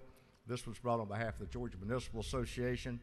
This bill would allow the local governments, cities, to pay the administrative cost of deferred compensation plans. Right now, we've got about 48 cities, I think, that offer this for their employees. Legislation allow the governments to automatically enroll their employees in the deferred comp plans, much like we allowed the GSEP, the ERS people to do when we started that plan in 09. They've got to comply with all federal laws, state laws, and they've got to give the employees notice and allow them to have an opt-out provision. But it would allow the local governments to pay the administrative cost of their participation in the plan. We all know that once you start working, if you opt into a retirement plan and you get used to living on the income that you bring in after your money is deducted for whatever the retirement plan is, once you get used to that, you won't go back usually and try to opt out of these plans. There's about an 89% participation rate if we allow them to automatically opt in when they are hired, and versus going in later on and having them move up. So it's good for the city employees. It's something they ask for, so I would ask for your favorable consideration. If there's any questions, I'll try to answer them. You do not have any questions. Thank you very much. Appreciate your vote. Is there any objection to the previous question being ordered? The chair hears none. The previous question is ordered. Is there any objection to agreeing to the report of the committee, which was favorable to the passage of the bill? The chair hears none. The report of the committee is agreed to. Shall this bill now pass? All those in favor of the passage of House Bill 692 will vote aye. Those opposed will vote no, and the clerk will unlock the machines.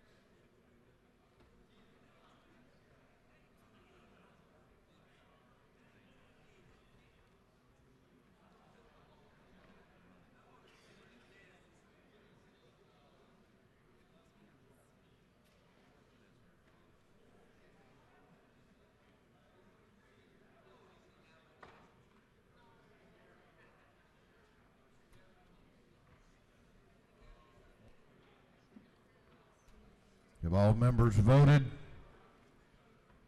Have all members voted? If so, the clerk will lock the machine on the passage of House Bill 692. The ayes are 173. The nays are 0. This bill, having received the requisite constitutional majority, is therefore passed. Clerk will read the caption to House Bill 683. House Bill 683 by Representative Ralston of the 7th, Jones of the 47th, Burns of the 159th, and England of the 116th. A bill to be entitled an act to amend an act making and providing appropriations for state fiscal year beginning July 1st, 2017, and ending June 30th, 2018. This bill has been through the Committee on Appropriations. A bill that committee recommends this bill do pass by substitute. Okay, so we all understand the procedure here. You might want to listen up. The chair of the committee will submit the questions at the end of his report during the time that we are in the committee of the whole House. Speakers for or against the proposal under consideration will be recognized after we come back out of the committee of the whole House and have before us the bill under consideration. So I just want to make that clear.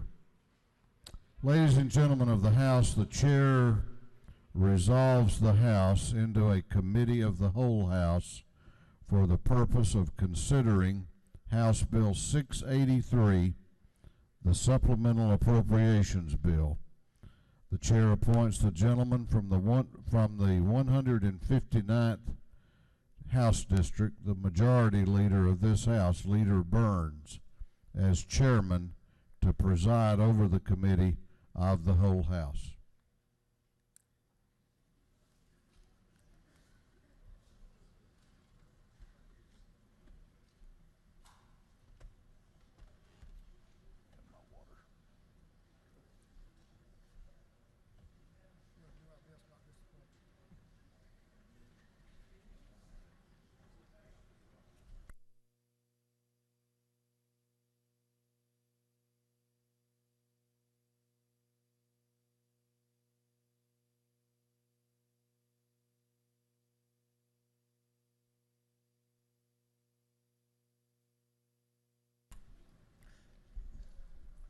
Good afternoon.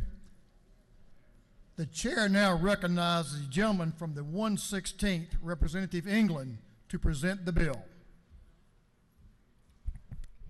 Thank you, Mr. Chairman. Good afternoon, everybody. That was pretty weak. Good afternoon, everybody. All right.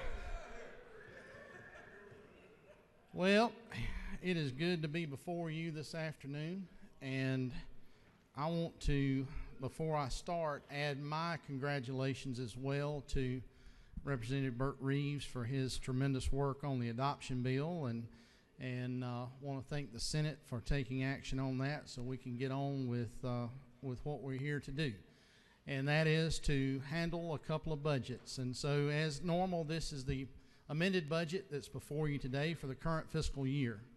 I'd be remiss if I didn't start off first and foremost by thanking our House Budget and Research Office staff, Martha Wigdon, our director, and Christine Murdoch, our deputy director, and all of them, wherever they're at, they're scattered on the front row and everywhere else, for all of their hours of dedicated service and work. It would be impossible for myself to do this job, as well as our subcommittee chairs. And that brings us to our subcommittee chairs. We have 8 subcommittees, and as many of you serve on those subcommittees, you all know that these individuals do an incredible amount of work, not just during session, but off session time as well throughout the year. And I want to thank all of our subcommittee chairs for their incredible work that they do on the amended budget, and then as we go forward into the big budget, which we will be starting on this afternoon. So, this year's $25.3 billion amended budget is a 1.2% increase over the original FY18 budget, and it includes $232.6 million for the mid-year adjustment for education. This is the constitutional purpose for having the amended budget. House Bill 683 meets the obligation to cover an additional 7,500 K-12 students in attendance this academic year. A 1.2% increase is low by most every standard, but let's break it down a little bit further. Without the reserve funds for the mid-year adjustment for education, the state fund growth is less than 0.5%. Actually, it's an extremely conservative 0.36%, or $89 million. That $89 million increase in context is further reduced when it's netted against the removal of a previously required $15 million payment into the Treasury by the ports that is no longer a part of the revenue estimate. 89 million less the 15 million ports payment means we're infusing 74 million of new money for growth. From that 74 million then, there are over 14.7 million in commitments collected for dedicated funds which are duly appropriated. An $8.2 million increase in the dedicated lottery for education deposits, and those dollars are appropriately used to keep up with the demand for Hope and Zell Miller scholarships at our public and private institutions. $5.1 million in super speeder funds is dedicated to the Trauma Care Network Commission, and $181,370 is added to true up the Joshua's Law driver's education funding. Other significant increases dedicated to specific programs are just over $758,000 in hospital provider fees that go into Medicaid, $305,000 in fireworks taxes that are assigned to the Trauma Care Network and to the Georgia Firefighter Standards and Training Council, as well as an increase of $96,196 to the Brain and Spinal Injury Trust Fund. After meeting those commitments, there's roughly $59.3 million remaining. I give you all this detail to set the stage for this budget. This is an amended budget. And once we've met our constitutional requirement for the mid-year adjustment for education and amended in funding for dedicated funds, there is a very conservative amount of new general tax dollars that must be and are carefully placed within this document. Our largest fiscal year 18 investments are enrollment growth items. Medicaid, $25.3 million, primarily in disproportionate share hospital funding. Out-of-home care for foster care, $15.1 million. And dual enrollment growth at $10.7 million, all of which are obligations to meet the needs of our citizens that ensure a continuity of services. These are joined by replenishment of emergency funds, $10 million, Forest Land Protection Act payments to local governments, otherwise known as FLIPA, for $17.6 million, and finally some economic development outlays for airports at $25.2 million. So if you do the math, the new funding is more than spent. And in the spirit of an amended budget, the difference is paid through program adjustments occurring after the initial budget was passed. That leaves us with very few changes of much smaller amounts, especially in House Bill 683, where we've captured savings through unfilled positions and other digging for the quarters in the couch cushions housekeeping measures. And while these changes may yield a lot of smaller dollar figures, they provide a powerful yield and can be done in this fiscal year, such as AP tests for low-income students, 4-month head start on developing behavioral health crisis beds in our state, with operating funding already waiting in the proposed FY19 budget for that, as well as fully funding the backlog of rape kits for processing. We also cash funded several small projects from the FY19 bond list, such as cars for our troopers at $4 million, equipment for our forestry units at $3 million, a veterans nursing home upgrade at $579,000, as well as a minor building improvements for DFACS, particularly Ben Hill County, for their new office there. Finally, we decided to make hay while sun shines and took this opportunity to bring a few cows home. See if Tom is paying attention over there. Excuse me, Chairman McCall. By including a few of the recommendations from your House Rural Development Council that actually benefit everyone, rural and urban. A one-stop web portal to advertise available residency openings for docs. Reinstating the state medical and health care fair for staff recruitment. Cars and equipment for crisis intervention training officers. And a study for aligning post-secondary professional and master's degrees offered south of Macon with high demand market needs. So as we walk through the document, please keep in mind our philosophy as fiscal managers, that the amended process is first and foremost to meet our two constitutional obligations: to adjust K-12 education funding, closely followed by aligning our revenue sources to make the adjustments and fixes to the current year to ensure we maintain a balanced budget, to include funding our obligations and enrollment-based programs. And finally, when it's practical, bring bond projects forward with cash and finance new policy priorities with no or a very minimal impact on spending for the next fiscal year. So in other words, one-time expenditures. There are 3 common changes that are statewide, and I'll tell you about those now, and we'll see them in the document too. A reduction in the overhead charges for employee, per employee for administration of the Human Resources or Merit System Division of DOAS, as well as a reduction in the premiums for cybersecurity, which we had to basically ballpark last year as a new item, and it's come in somewhat lower than expected. And an increase in DOAS administered self-insurance programs, which are liability to fund the increasingly higher claim amounts, totaling $7.9 million, and workers' compensation assessments totaling $8.5 million to replenish reserves and address a backlog of claims. As always, the House spreads the statewide adjustments to the legislative and judicial branches. However, we do appreciate the administration setting aside those funds for us to do so without impacting other programmatic funds. And speaking of programmatic funds, a word of advice, especially to our newer members.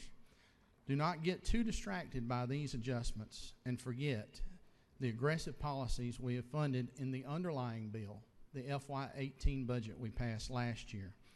The per diem rate increase for foster parents, including those in relative care. Additional positions for DFACs to provide support services for foster parents. Our 20% pay raise for our state-level law enforcement officers, as well as salary adjustments for criminal investigators and canine officers. School counselors for school systems that serve large military communities to improve outcomes for children of military families. Implementation of funding for House Bill 338 from last year to improve the academic achievement of the lowest performing schools in the state to ensure those students have an opportunity for success, and including the new Chief Turnaround Officer. And state funds for transportation totaling just over $2 billion, or including federal funds about $3.6 billion total.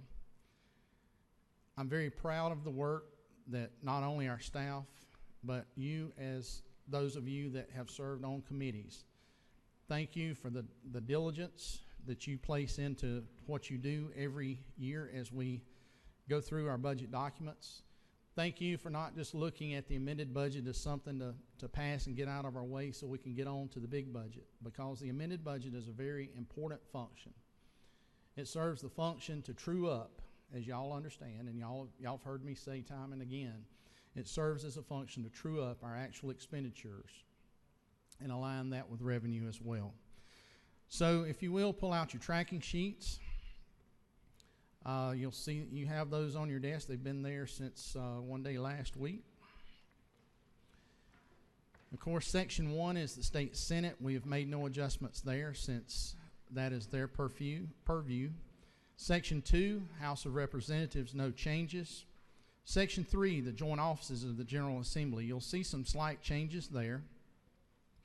At 3.1.3 and 3.2.1, you'll see the House half of some increases there. One is for the GBA, Georgia Building Authority, for our rent that we pay on our offices and buildings. And then a dues true up there at 3.1.3. And then also at 3.2.1, that's half the funds needing to add a new payment system in the office of the fiscal officer of the House, or General Assembly. You'll see a few other changes there, but those again are those statewide changes that I already have mentioned. Moving on to audits and accounts, you'll see some additional changes there at 4.1.1, 4.1.2, 4.2.1, 4.5.1, again, all dealing with those statewide changes I mentioned earlier. As we go into the judicial branch, the governor has always, by law, by the Constitution, has to pass forward whatever the recommendation or request is from the judicial branch and place that into the budget. And so then it turns to Chairman Welch and his committee to go in and look at those items and deem whether or not they are merited or needed.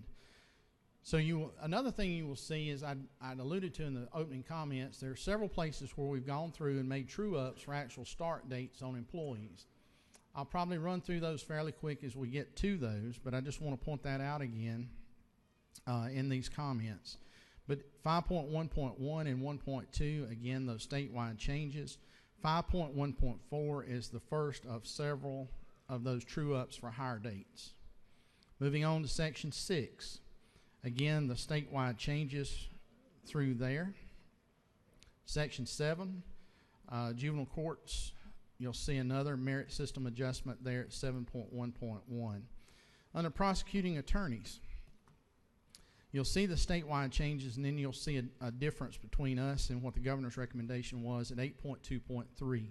On our accountability court system, which this body has always fully supported, and I do myself, I've seen that at work, and the change it makes in lives of those individuals that are fortunate enough to go through that program.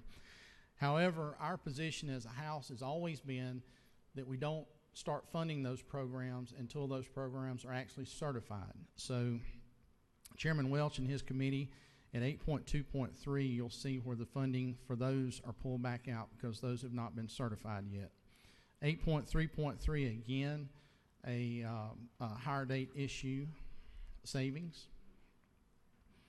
And over to Superior Courts, you'll see the statewide changes.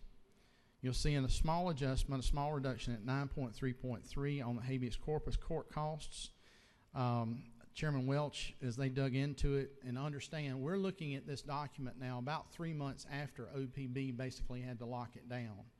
And so we have the luxury, so to speak, of having later information and knowing what expenditures are actually looking at or looking like almost 7 months into the budget year. So there's some changes related to that. 9.3.3 is one of those.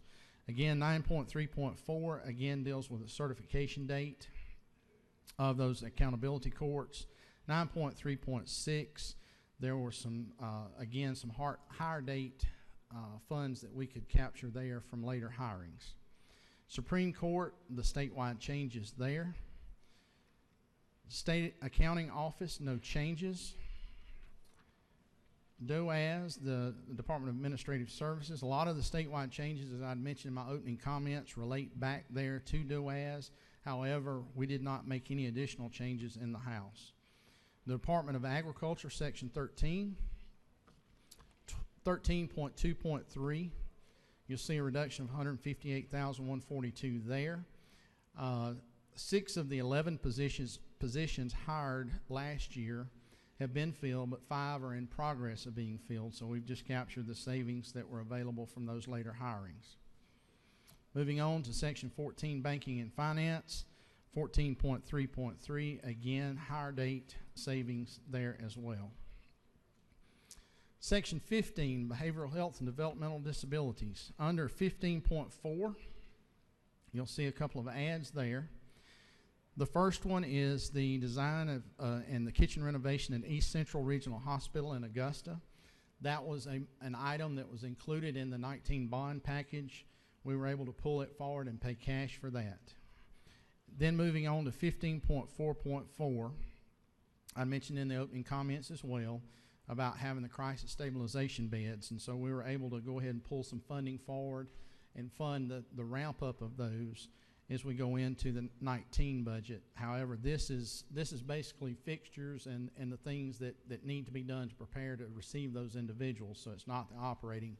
So that's the reason we were able to do it as a one-time cash item. Moving on through to Section 16, DCA. If you'll look, I want to draw your attention to 16.14.1. $10 million there for beach renourishment. As we're all aware, those of us all across the state have had damage from hurricanes, I'm sure. The beaches of Georgia have been hammered by 2 consecutive hurricanes the last 2 years. Our beaches at Tybee, St. Simons, Jekyll, and others have taken the brunt of much of that damage.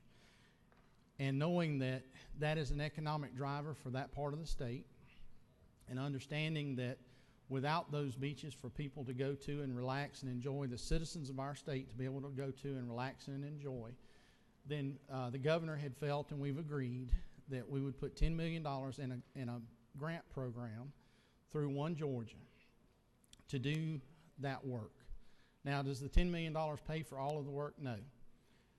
Any of you that have been through catastrophes and know that the federal government comes in and helps in a lot of ways, and especially our folks from Albany after the tornadoes last year know that there is a required match for federal funds. And I think that match typically runs about a 3-to-1 match. So for every dollar we put in, they put in $3 toward that match. Again, $10 million will not fix the beaches, but it does help pull down those additional federal dollars to fix the beaches as it's all taken together. DCA and especially One Georgia are uniquely equipped to handle that. They are the only entity in our state that's what they do as their business, and that is to handle grant programs. These grants will be petitioned by these localities where this damage occurred. It will be overseen by the One Georgia Authority and those board members who comprise the governor, lieutenant governor, who this House has appointees. I serve as one. Chairman Reinders and Chairman Parrish, I think, are two of our others. And the Senate has appointees to look over the work of the One Georgia Authority as well. So it is watched, it is looked at, and it's paid attention to.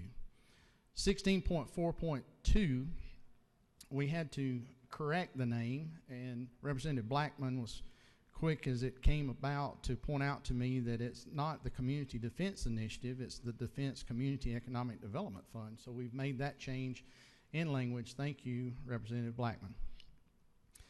Under the Department of Community Health in Section 17, 17.1.11, an add of $750,000 in state funds, $1.5 million when you're matched with the federal funds, to look at the Medicaid delivery system and identify efficiencies and service delivery implementation opportunities that are out there.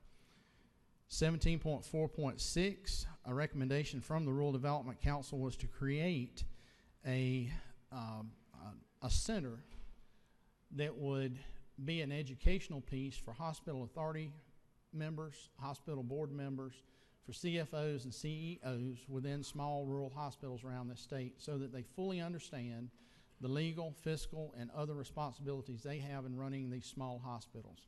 All of these individuals tend to be the pillars of our communities. They're the bankers, the lawyers, the CPAs, the farmers, all of those folks that we all look to in our local communities to take care of our hospitals. The thing that happens, though, that we find, and we've seen, and I've seen for the last 3 or 4 years, is that many times while they understand the business that they're in, medical care within our state is very different than what banking is, than what being a lawyer is, than what farming is. So we want to have an opportunity to help those individuals understand exactly what is expected of them. It reduces their liability, and it ultimately provides for better patient outcomes as well. You'll see a small adjustment in funds under Medicaid age, blind, and disabled at 17.7.1, just to true up for actualities there. Section 17.12.1, another recommendation from the Rural Development Council, and that is the recruitment fair I mentioned in my opening comments. And then 17.12.2 is standing up that one-stop shop portal for residents looking for a place to go, or even for an individual that may have a physician's practice that's getting ready to retire, to be able to advertise that they have a practice that they wish for someone to come into. Under 17.2.3 and 17.12.3 and 17.12.4, again, adjustments for actuals there. Those two programs we stood up last year, they're just now starting to get rolling. Those funds remain in the base budget going into next year, so it's not a cut to existing or to ongoing funds, but just a capture of savings that we could take as we finish out this year. No changes in the Department of Community Supervision. The Department of Corrections, one change at 19.8.3 for hire date, delayed hire date. Section 20, no changes there. Section 21, driver services, no changes. Under decal, section 22, one change there for, again, another start date, and it's a March 1st start date for one of the two decal foundation positions, so we were able to capture a little bit of a savings there. Moving into section 23, economic development, under global commerce and then also under international relations and trade, again, hire date adjustments there as well. Under the Department of Education, under 24.3 Business and Finance Administration, if you'll look at 24.3.3, Governor recommended putting $15 million in to buy 194 school buses. That has been a joint effort between OPB, the House, and the Senate on trying to update our bus fleet across the state. Our Deputy Director, Christine Murdoch, has a passion for school buses and making sure that kids get to school on time and get home on time and safely, and I agree with her on that. But we have added $500,000 there that brings that total up to 200 school buses that can be purchased. I'll show you where we took that savings from here in just a few minutes as we go on through the document. Under Section 25, Employee Retirement System, no changes. Under the Forestry Commission, no changes. Office of the Governor, first change there is Section 27, of course, is 2754. Again, a start date change there, capturing the savings. 27.7.4. As we left last year, we had expanded the AP testing that we would pay for as a state to one AP test for all STEM students. Many of you have talked to me, many of you have talked to a lot of us about the low-income students, those that are receiving free and reduced lunches, and not being able to take an AP test outside of the STEM area. So what we're doing there, $408,115, would cover one AP exam outside of the STEM courses there. Then when you look at 27.7.5, last year I think Chairman Coleman was the sponsor of HB 338 that creates the Leadership Academy for Principals. And so the funding we've put in there to kick that off and get it rolling so it will be stood up completely by July 1 when it actually starts. Moving on to Section 28, DHS, at 28.6.5, 28.6.6, you'll see some reductions there. That is not cutting services, that is purely capturing savings from where they've not been able to hire the individuals that we put into the budget last year. So as they've gone through, I think there were 109 positions added in those two categories last year, and they're ramping up and they're getting those individuals hired, but there's still a lag time on them getting them on the job and up and rolling. So we've just captured that savings. 28.6.7, I'd mentioned the Ben Hill County DFACS office, an office that currently is in very bad shape, and they've been on the list for quite some time. We decided to pull it from the bond package into and fund with cash. Again, at 28.8.4 under departmental administration, again an adjustment based on the start dates there, a reduction. Moving on through DHS into the Office of the Insurance Commissioner at 29.1.4. That transaction, that move of 1.7 in the governor's budget is reflected at 29.5.3 under insurance regulation. We've gone in and scrubbed that number as well and found that there would be a surplus and have captured a savings of almost $35,000 there. GBI Section 30, no changes. Excuse me, a couple of start date changes, I'm sorry. At 30.5.2, no, excuse me, 5.3 and 30.6.1, again, start date captured, savings captured there.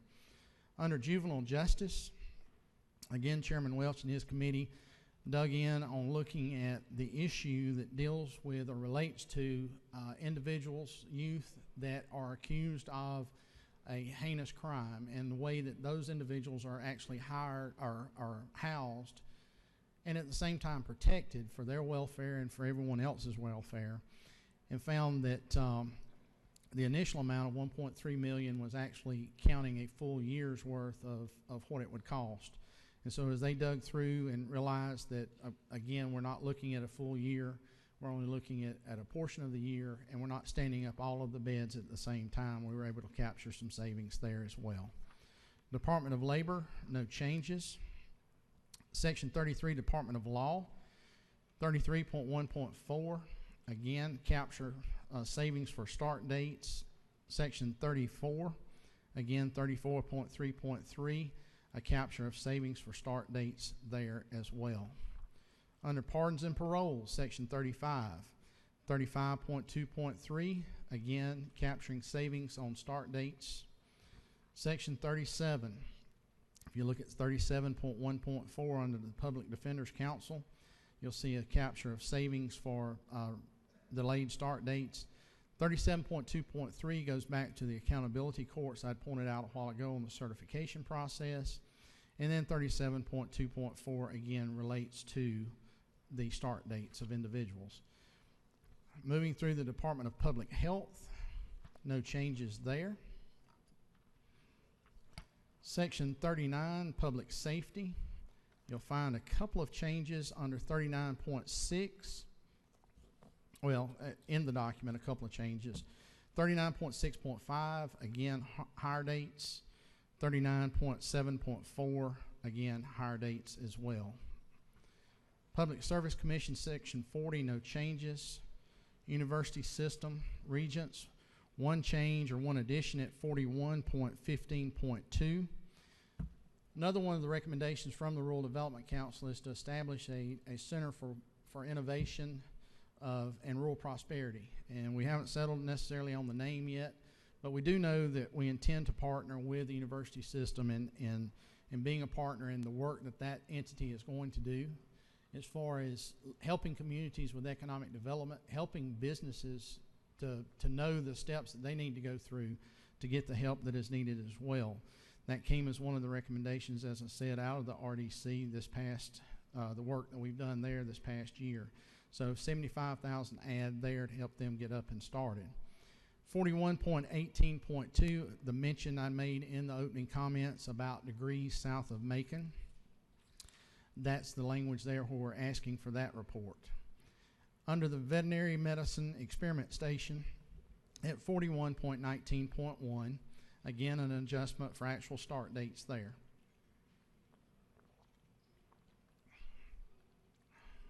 I'm going to try to keep it to one bottle, y'all. That's all the changes in Regents. Moving on to the Department of Revenue, Section 42. No changes there. Secretary of State, no changes there. Section 44, Student Finance. I mentioned the school buses a few minutes ago, the additional $500,000 that we moved over there to buy the 200 school buses. At 44.1.4, you will see a reduction of $500,000, and it deals with transportation for dual enrollment students. And since those funds have not been going out the door, most of the school systems have been handling that internally. We decided to take those funds and actually put them into school buses so they can actually use those school buses to haul the children back and forth, the students back and forth for the dual enrollment programs. It's all the changes in student finance. Teacher retirement, no changes there. Under Section 46, Technical College System of Georgia, the governor had talked about in his State of the Union or State of the State address about 2 mobile welding labs that would be used to go across this state to help fill the need for welders. A very good occupation, a very high-paying occupation, especially if you're an underwater welder. You can sign up to make about $100 an hour doing such. And we're not going to be doing underwater welding in these units, but as we looked at that and realized the demand and need out there, we realized that probably we needed to go in and add 2 additional trailers to do this work across the state. These can be flexible enough to go from one technical college to another. If they have a large class and run out of capacity in the classroom, they can be moved to prisons to be used just like the individual that was in the video during the governor's State of the State address, to allow for training at these prisons where they don't have a welding lab set up already, and can be floated into high schools or even be used as in partnership or in conjunction with Quick Start for small employers out there that are needing employees trained for maybe a new contract they've gotten where they need to hire 10 or 15 or 20 welders. Set it up there on site, train those individuals there on site, pick it up, move it on to the next place then. So we're also looking for partners in that program. So if you know of anyone that would like to help the students out by donating the consumables, the metal, the wire, the welding rods, the gas, helmets, gloves, boots, aprons, anything like that, tell them to talk to myself or the Governor's Chief of Staff, Chris Riley, and we'll be glad to take them up on their offer. Looking at Department of Transportation, no changes there. Section 48, Veteran Services, no changes there. Section 49, Workers' Comp, no changes there. And then at 50.1.1, Section 50 of the General Obligation Debt Sinking Fund, that's where the Governor's Office puts some of the cash for the statewide changes that we have to go in and make, and that's what helps us out.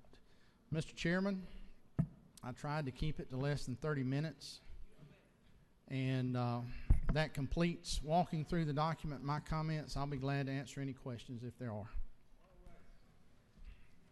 Thank you, Mr. Chairman. That was a one bottler? Less. Wow. Two sips. You've improved over time. But, Mr. Chairman, could you offer me some clarification on one issue? Yes, sir.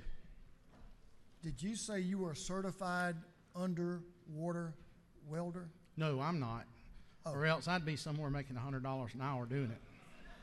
Just wanted to clarify. I didn't know you could swim. That's what I was wondering. Well, I don't. I sink. Mr. Chairman, I will, on a serious note, just thank you for hearing the voices of the people, folks in this body and from around this state to help meet the needs of this growing state and our citizens. To you and your staff and our committee, thank you very much for meeting those challenges. Mr. Chairman, if you'd be willing to accept them, we have a couple of questions. Yes, sir. Absolutely. We'll recognize the gentleman from the 110th District, Chairman Welch, at this time for a question. To your left. I was wondering if you needed help on operating that up there. I do. Okay. Thank you, Mr. Chairman. Does the Chairman yield? Yes, sir. Mr. Chairman, in performing the oversight responsibilities that your committee often does, is it not true that in looking back at the exceptional work that this House did, specifically Representative Holcomb, and what became SB 304, the rape assault kit bill, is it not true that the GBI has now gone through 2,223 rape kits, and there are only 696 kits pending as a result of the funding that this House put into the bill, the 18 budget? The gentleman knows of which he speaks. And from that, there have been numerous CODIS hits or matches. And the other interesting thing that Director Keenan had shared with me and several others the other day was that even when they don't have a match, that DNA is now being loaded into the CODIS database so that if someone later commits a crime of any sort and they're able to get a DNA sampling from that, then they're able to go back and identify that and then make it available for prosecution. Would you accept another question, Mr. Chairman? Yes, sir. The lady from the 74th, Representative Stovall, you have a question. Does the gentleman yield? Yes, ma'am. In recognition of the amount that was taken out for the transportation for the buses, so at what point, if the local school districts decide to use the transportation grant, will that be adjusted, I guess, for our next fiscal year? We're just capturing what is available right now. What we've done here does not affect what is in the base going forward, so that funding will still be there in the base budget going forward. Okay, thank you. Yes, ma'am. Well, Mr. Chairman, I don't see any more questions at this point. Thank you for your presentation. Yes, sir. Thank you, and I would appreciate everyone's yes vote as we move it out of the committee of the whole and into the full House. Thank you, sir. Yes, sir. Thank you very much. Outstanding job as usual.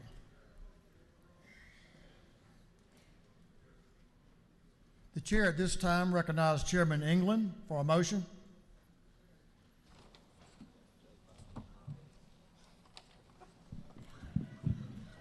My aisle mate had taken my script.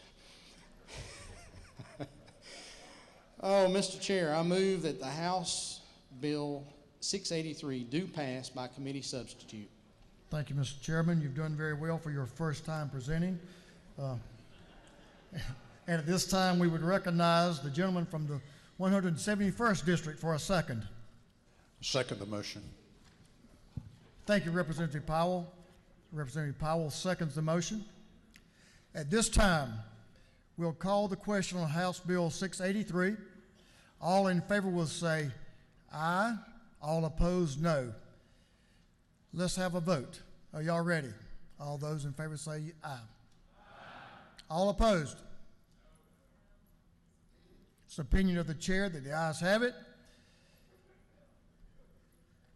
House Bill 683 passes by committee substitute. The chair recognizes the gentleman from the 116th, Chairman England. Mr. Chair, as the chairman of the Committee of the Whole House, you are instructed to report the action of the Committee of the Whole House to the House.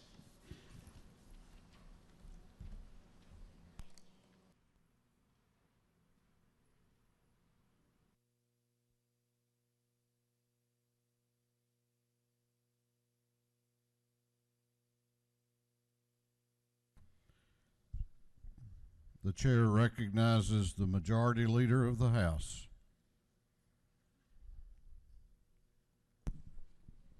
Thank you, Mr. Speaker. Mr. Speaker, the Committee of the Whole has had under consideration House Bill 683 and has instructed me as its chairman to report the same back to the House with the recommendations that House Bill 683 do pass by committee substitute.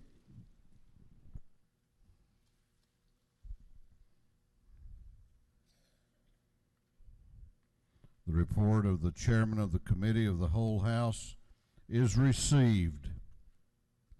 The Committee of the Whole House has had under consideration House Bill 683 and has reported the same back to the House with a recommendation that House Bill 683 do pass by committee substitute.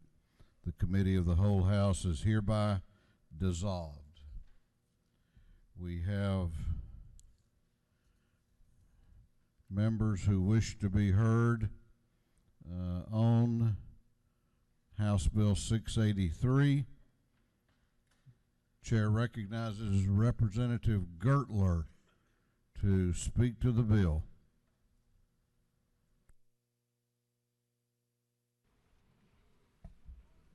Thank you, Mr. Speaker. I rise today in opposition to House Bill 683.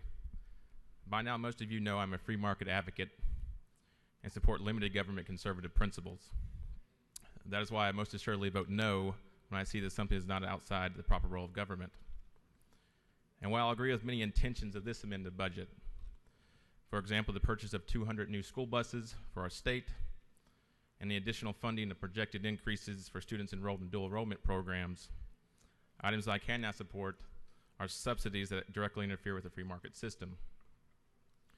And while I agree with many of the intentions behind these certain appropriations, I cannot support doling out tens of millions of dollars to unelected bureaucrats with little transparency or accountability. What I found particularly egregious in this budget is the $10 million in subsidies we are allocating to the slush fund of Georgia One Authority. And what is even more alarming is that when questioning these departments' heads on specifics of where and how these tens of millions of dollars will be spent on projects, something that the private sector should be doing in the first place, the answers are vague and empty. No real plan, just give us the funds and trust us with the taxpayers' money. But that is the nature of these departments. Picking winners and losers and meddling in the private sector is simply not the proper role of government.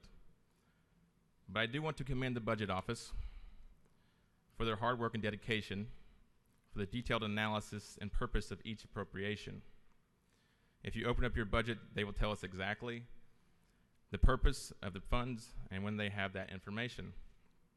For example, if you open up your books to section 17.10, dealing with our state health benefit plan, the purpose of the appropriation states, the purpose of this appropriation is to provide health care benefit for teachers and state employees that is competitive and other commercial benefit plans in quality of care and access to providers, and to provide for the efficient management of providers' fees and utilization rates. I believe that is a great explanation, precise, clear, and defined. And there are many more detailed explanations for each and every appropriation. However, if you open your books to section 16.14, you can see the purpose of the Georgia One Authority states, quote, "The purpose of this appropriation is to provide for the funds for the Georgia One Authority," and that is it. I believe that the people of Georgia deserve better explanation than this. Fundamentally, these types of programs directly contradict free market principles, are not consistent with Republican values, and only harm taxpayers, small businesses, and the prosperity of all Georgians.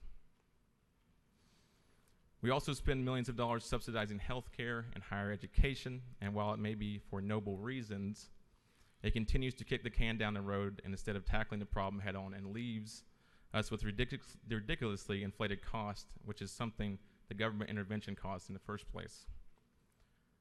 One day we'll not be able to simply throw money at these problems, and we do a disservice to future generations for ignoring that fact. Economics and the economy do not care about our feelings or how much we do care. There are fundamentals like supply and demand, price signals, opportunity costs, and we must look at those objectively or we can face the consequences. We should have a free market that rewards individuals on merit, not connection, where a business succeeds from the ground up, is not handed down like a family heirloom, where individuals can get ahead by having the best products and services available, not by having the best subsidies. The free market based on voluntary exchange rather than the overbearing control of the crown is the only system where people must depend on each other and offer something valuable in order to better themselves. Individuals and societies do not have to be centrally planned in order to be orderly. Complex systems can evolve from natural behavior, and the result is far more effective and efficient than anything created by a central planner. That is the beauty of the free market. It is self-regulating. We should only protect those basic things such as life, liberty, and property, which allow the free market to flourish. Individual liberty and personal responsibility are more powerful tools for prosperity than anything we can try to achieve in this House. I urge you to vote no, and while may it be a harder path, I believe Georgians will understand it is what our situation demands for a brighter future. Thank you, Mr. Speaker, and I'll yield the well. You have a question. Do you care to yield? I will yield. Chair recognizes Representative Petrie to your left for a question. Representative Gartler, do you yield? I yield. Yeah, isn't it true that you never mentioned this issue to me or to any other member of the coastal delegation prior to doing so last week? I believe I sent you an email on Friday. You sent last me week. Isn't that after we received this amendment on our desk on Thursday? Well, technically, the amendment that you had on Thursday is not on this amendment. This is a different amendment as well. Do you further yield? Yes. Is it not true that these beaches on the Georgia coast are the public beaches for over 10 million Georgians, constituents of every member in this body? That is true. I believe that we should be spending this money wisely and conservatively, though, and not being able to subsidize these beaches through taxpayers' money as well, though. Do you further yield? I will yield. Is it not true that our Georgia coast has been hammered by 2 hurricanes over the course of 2 years, which has absolutely decimated the whole sand sharing system along the Georgia coast of beaches and dunes, and that this money was wisely placed in this budget to help us to overcome those obstacles? Is it not true? I believe it's not true that it's wisely placed. There's a need for the state that is responsible for one thing, but we're subsidizing counties and cities through this process. At the very least, it should be an open discussion about this, and it should be specifically defined and clear for these appropriations, not so vague as it is in this appropriation. Thank you, Mr. Speaker. I yield the well. You have a number of other questions if you care to yield. I'll yield for one more. Chair recognizes Representative Williams to your left for a question. Will the gentleman yield? I'll yield.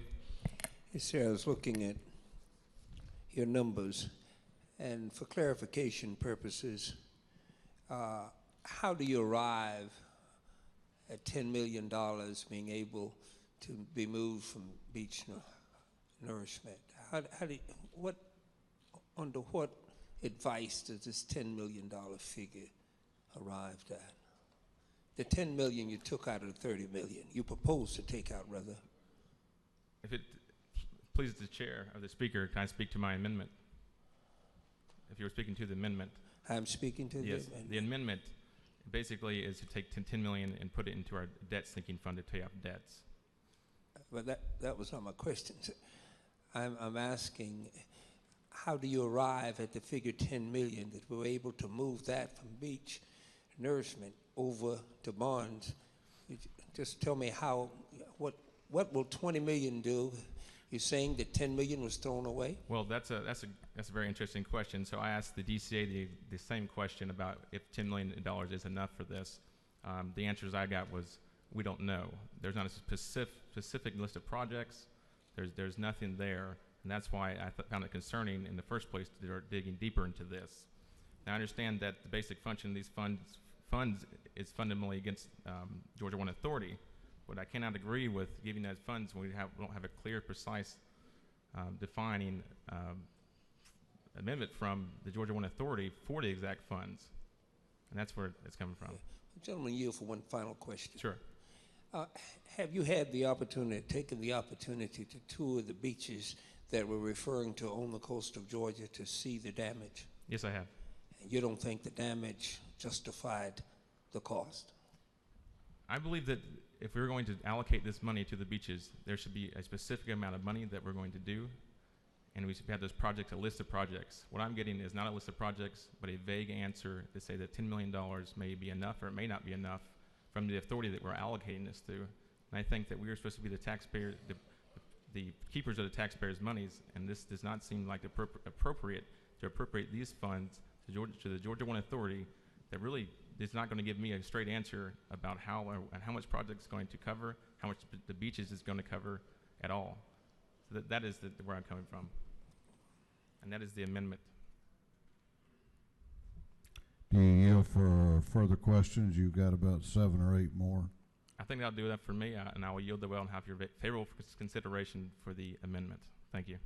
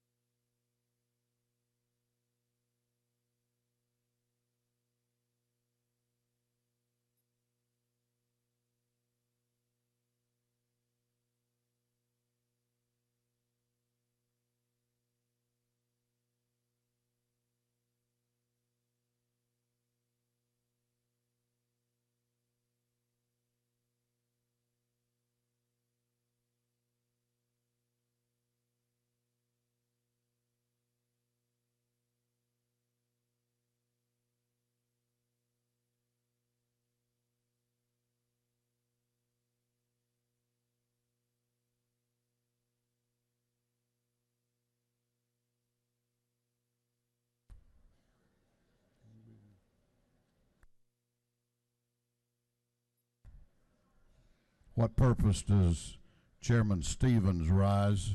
Parliamentary inquiry. State your inquiry. Mr. Speaker, in regard to the amendment placed on our desk, is it not true, irregardless of the germaneness of the amendment, is it not true that if we approve this, that everything goes back on the table?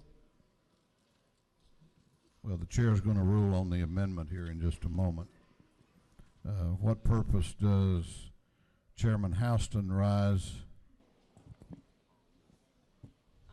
Parliamentary inquiry. State your inquiry. Is it not true that One Georgia funds are distributed on a grant program and people apply for these funds? And isn't it not true that I am so appreciative, being from rural Georgia, that our representative is so concerned about One Georgia funds because it came from rural Georgia? Thank you. The lady so states. I know that she believes passionately in what she believes in. What purpose does Representative Spencer rise? Parliamentary inquiry, Mr. State Speaker. your inquiry. Isn't it not true that it's possible that this amendment may violate House Rule 108.3? Chair will rule on that momentarily. What purpose does Chairman Reinders rise? Thank you, Mr. Speaker. Parliamentary inquiry. State your inquiry. Is it not true that as chairman of the One Georgia Overview Committee appointed by you that we've had no conversations of any allegation of it being a slush fund by our fellow member? No conversations whatsoever. If the gentleman so states. State your parliamentary inquiry. Further parliamentary inquiry, Mr. Speaker. State your inquiry. Thank you so much. Is it not true that for all the airport extensions in rural Georgia, for all the water and sewer, and all the job creation, that is something that we're looking at to help the entire state of Georgia? If the gentleman so states, I know that as a member of the board appointed by the chair, he knows that of which he speaks. That looks like all the parliamentary inquiries. The chair has examined the amendment and has read House Rule 108.3, and it is the opinion and determination by the chair that the amendment is violative of that rule and is therefore rejected. What purpose does Representative Turner rise? Parliamentary inquiry, Mr. State Speaker. your inquiry. Just a friendly question. If the gentleman from the 8th District had offered that amendment during the committee on the whole, would it have been ruled in order according to Rule 77? No, it'd make no difference. Thank you, sir. The House rules apply to both. Okay. Is there any objection to the previous question on House Bill 683 being ordered? The chair hears none. The previous question is ordered.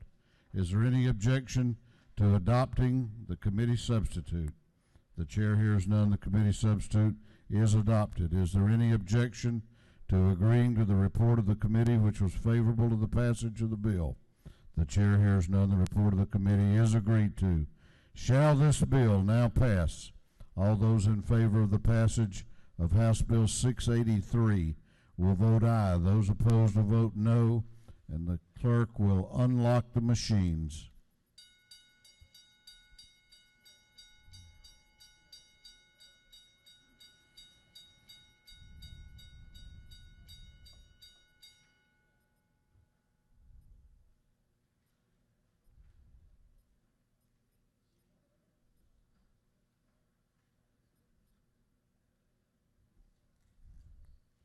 Have all members voted? Have all members voted? If so, the clerk will lock the machine on the passage of House Bill 683. The ayes are 167. The nays are 8.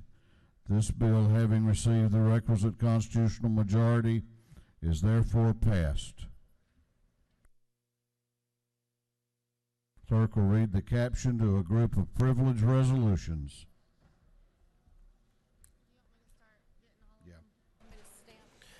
Resolution recognizing February 6, 2018 as Girls Inc. Day at the State Capitol. Recognizing and commending Mr. Welcome Emerson Mason for his extraordinary accomplishments and lifetime of public service.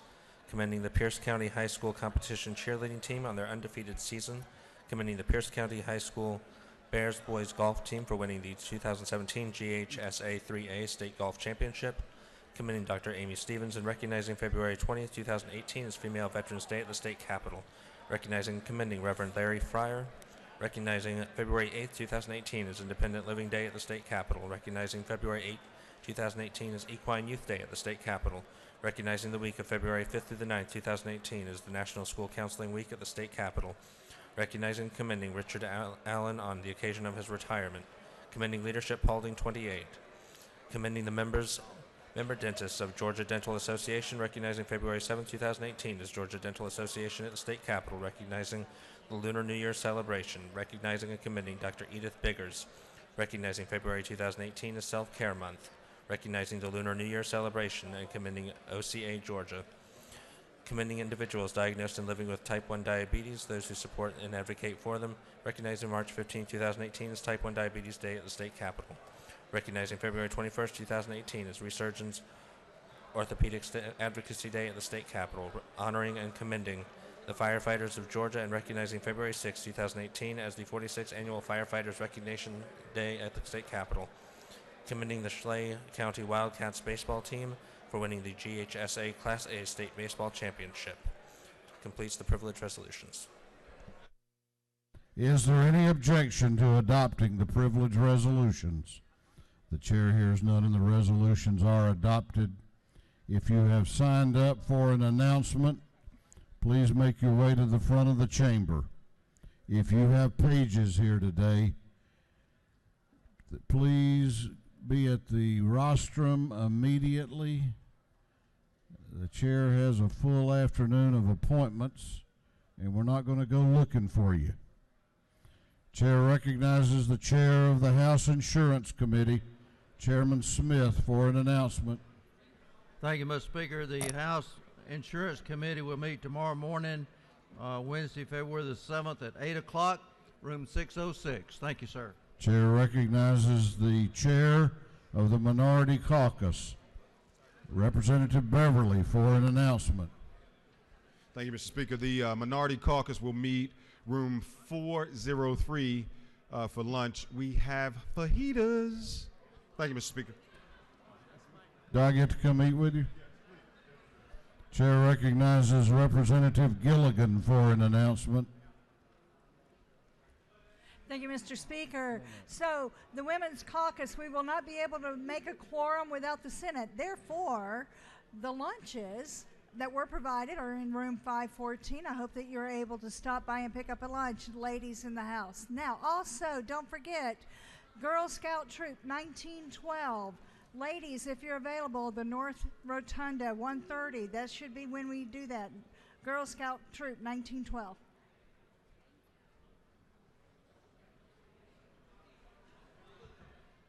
Chair recognizes Representative Price for an announcement. Thank you, Mr. Speaker. Tomorrow morning, I want you all to start your day out right. If you come in at 7:15, you will have no traffic. Please join us at the Legislator Bible Study tomorrow morning, 7:15, in room 125. Thank you.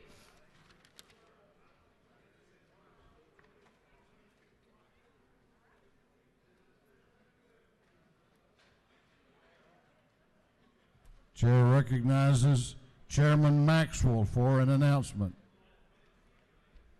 Thank you, Mr. Speaker. Regulated Industries Committee members, I know there's a lot going on this afternoon, but we're meeting 2 o'clock in room 506 at the CLOB, so I hope you can make it. Thank you.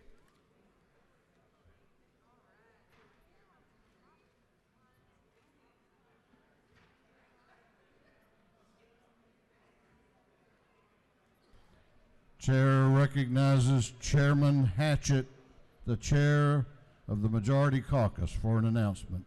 Thank you, Mr. Speaker. The Majority Caucus is not meeting today. We're meeting tomorrow at 1 o'clock in room 403. Tomorrow.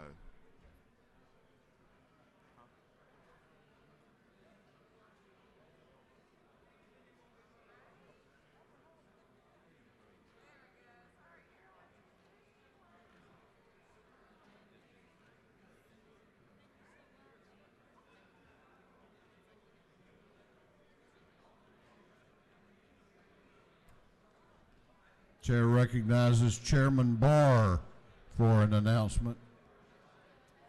Ladies and gentlemen, the Natural Resources Committee, Subcommittee on Resource Management will meet at 1:30, 406 CLOB. Should be a quick meeting. Thank you.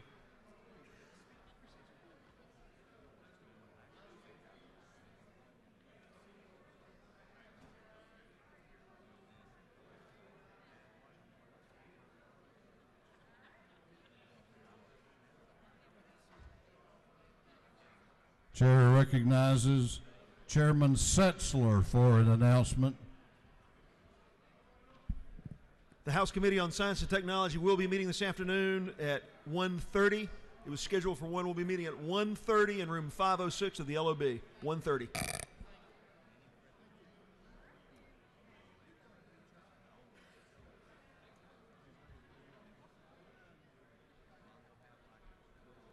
Chair recognizes Chairman Morris for an announcement.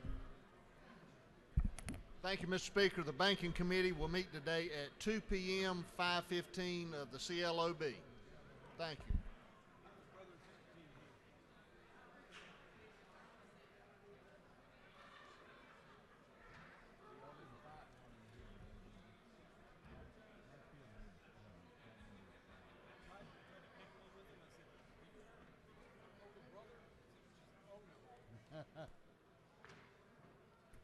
Chair recognizes Chairman Cooper for an announcement. Thank you, Mr. Speaker. Health and Human Services will meet today at 2 o'clock in room 606 in the LOB. Health and Human Services at 2. Thank you, Mr. Speaker.